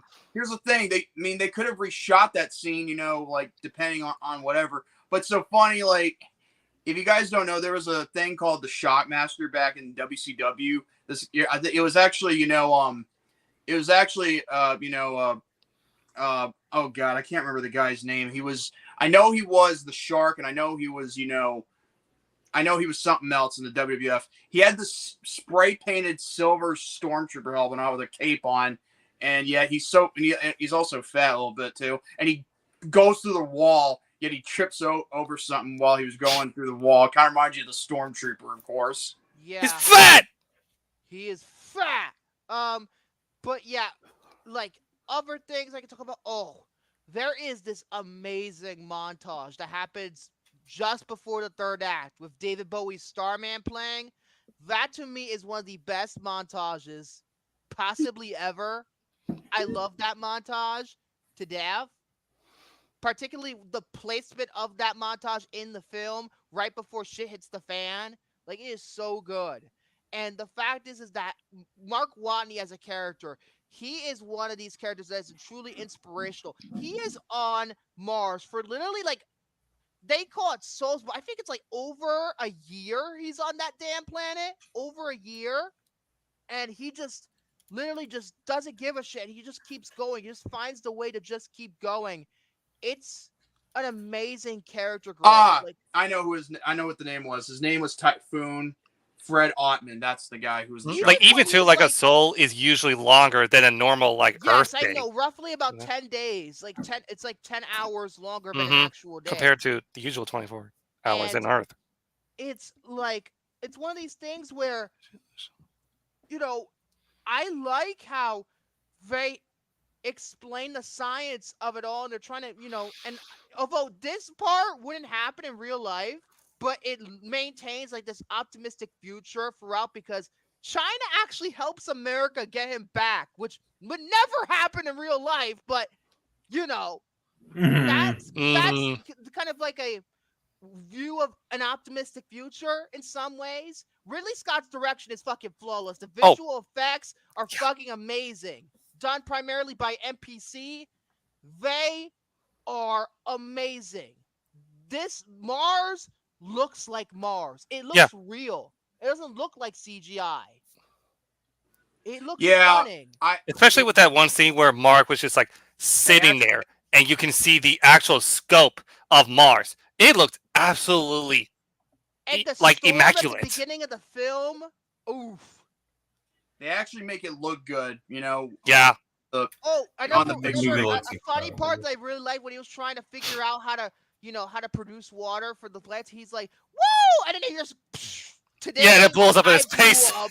Today I blew up. Woo! Boom. Yeah. What from Simpsons? Yeah. Let's not forget. In your face, Neil Armstrong. Oh yes, let's science the shit out of this. Yes. You know, Matt Damon is just truly fantastic. Oh, he's brilliant. Amazing. He's the brilliant. music is amazing. The disco stuff actually works to the movie's credit. Like it's like even like there's like a fucking scene where he's trying to like I think he's on the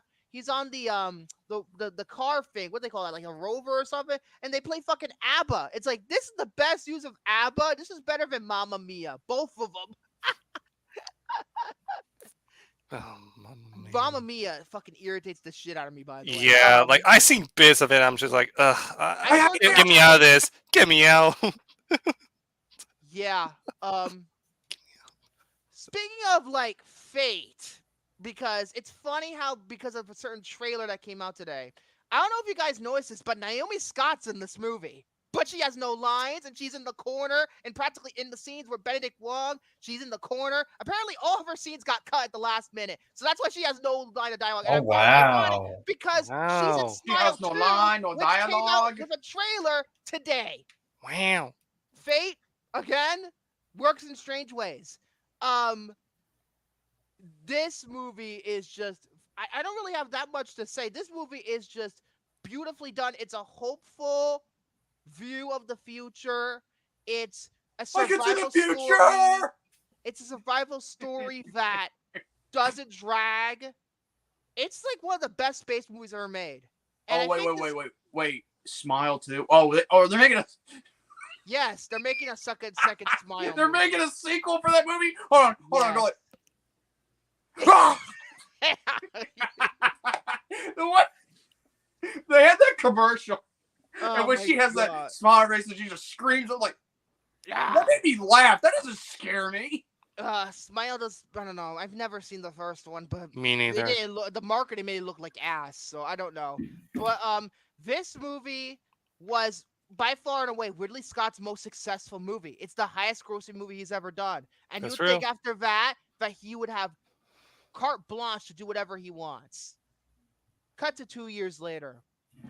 I think it's, when did it come out? June or July? Alien Covenant.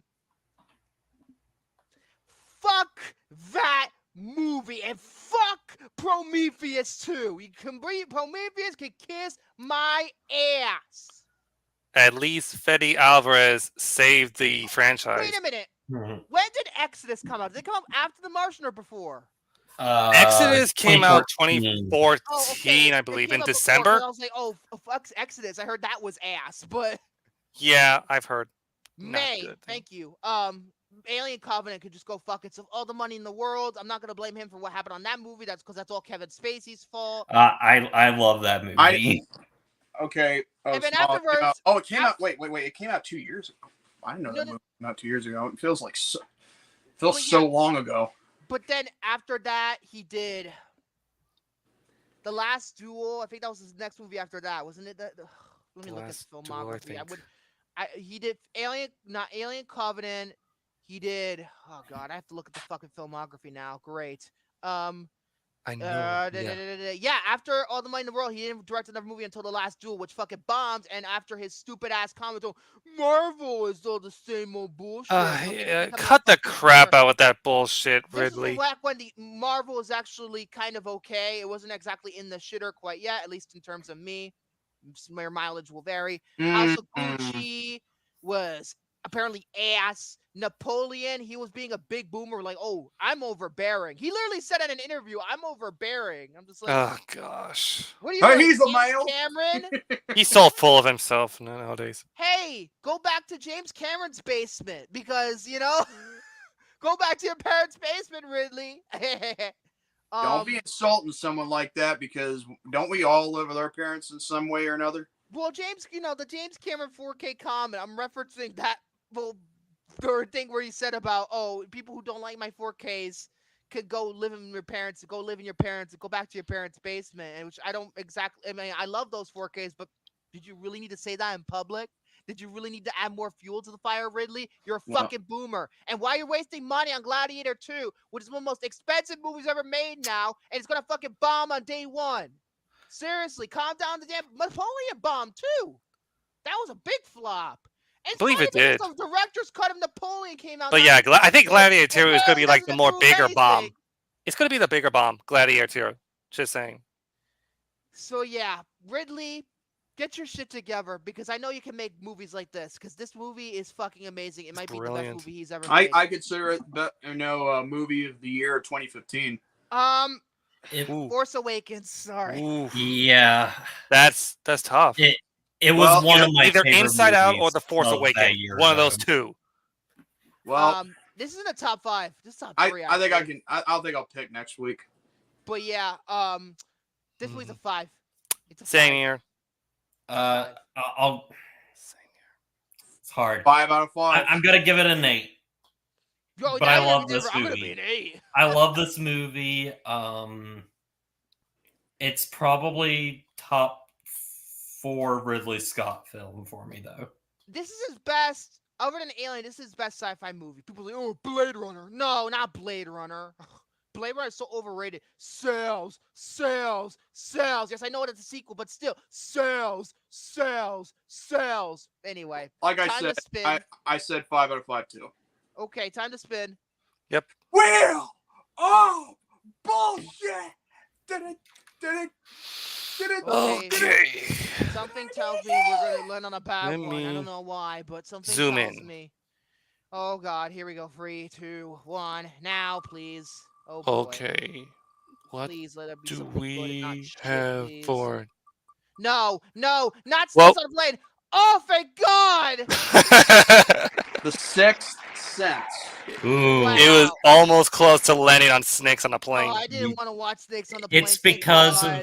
It's because of you shit talking M. Night Shyamalan. Because I shout out M. Night Shyamalan today with Trap. I'm like, oh, here's his best movie now. Here's your reward. We're talking about his best movie. And it was so close to landing on freaking Geely. Oh, that's right. Oh shit.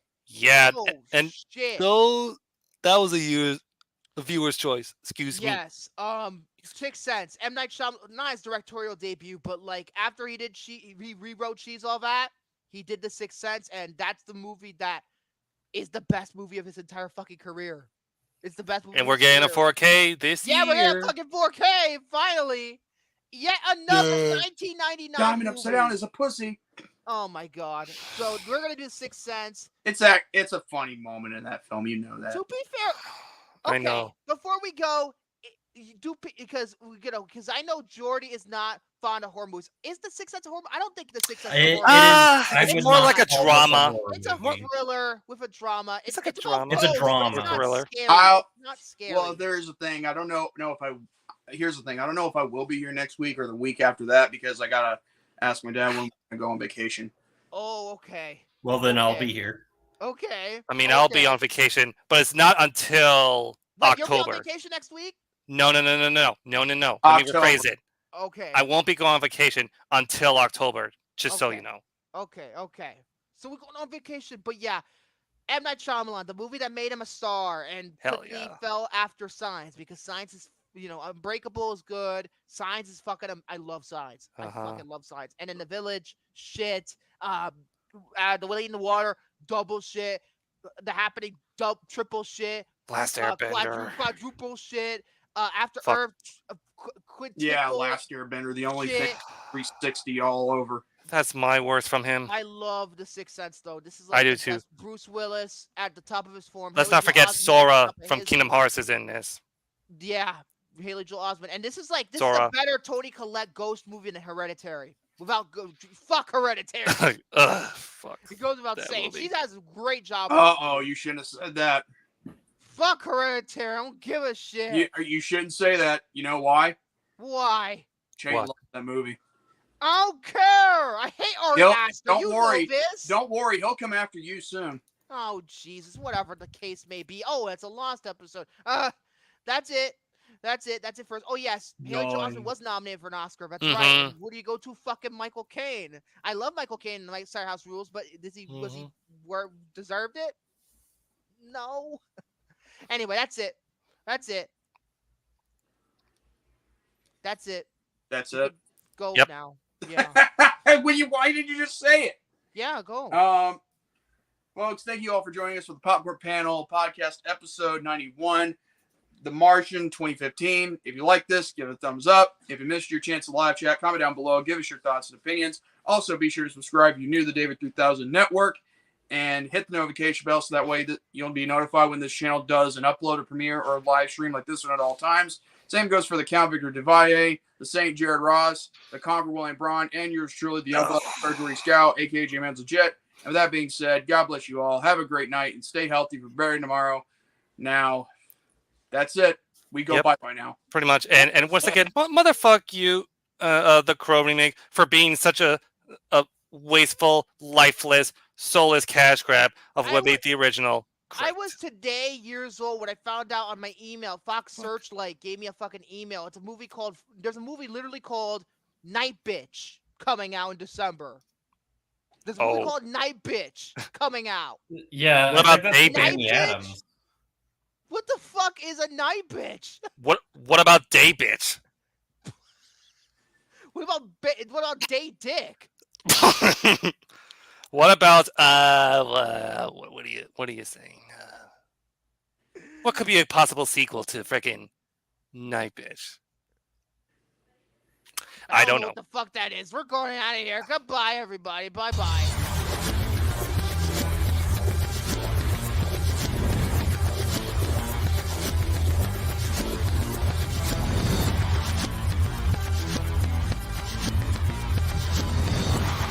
Shyamalan.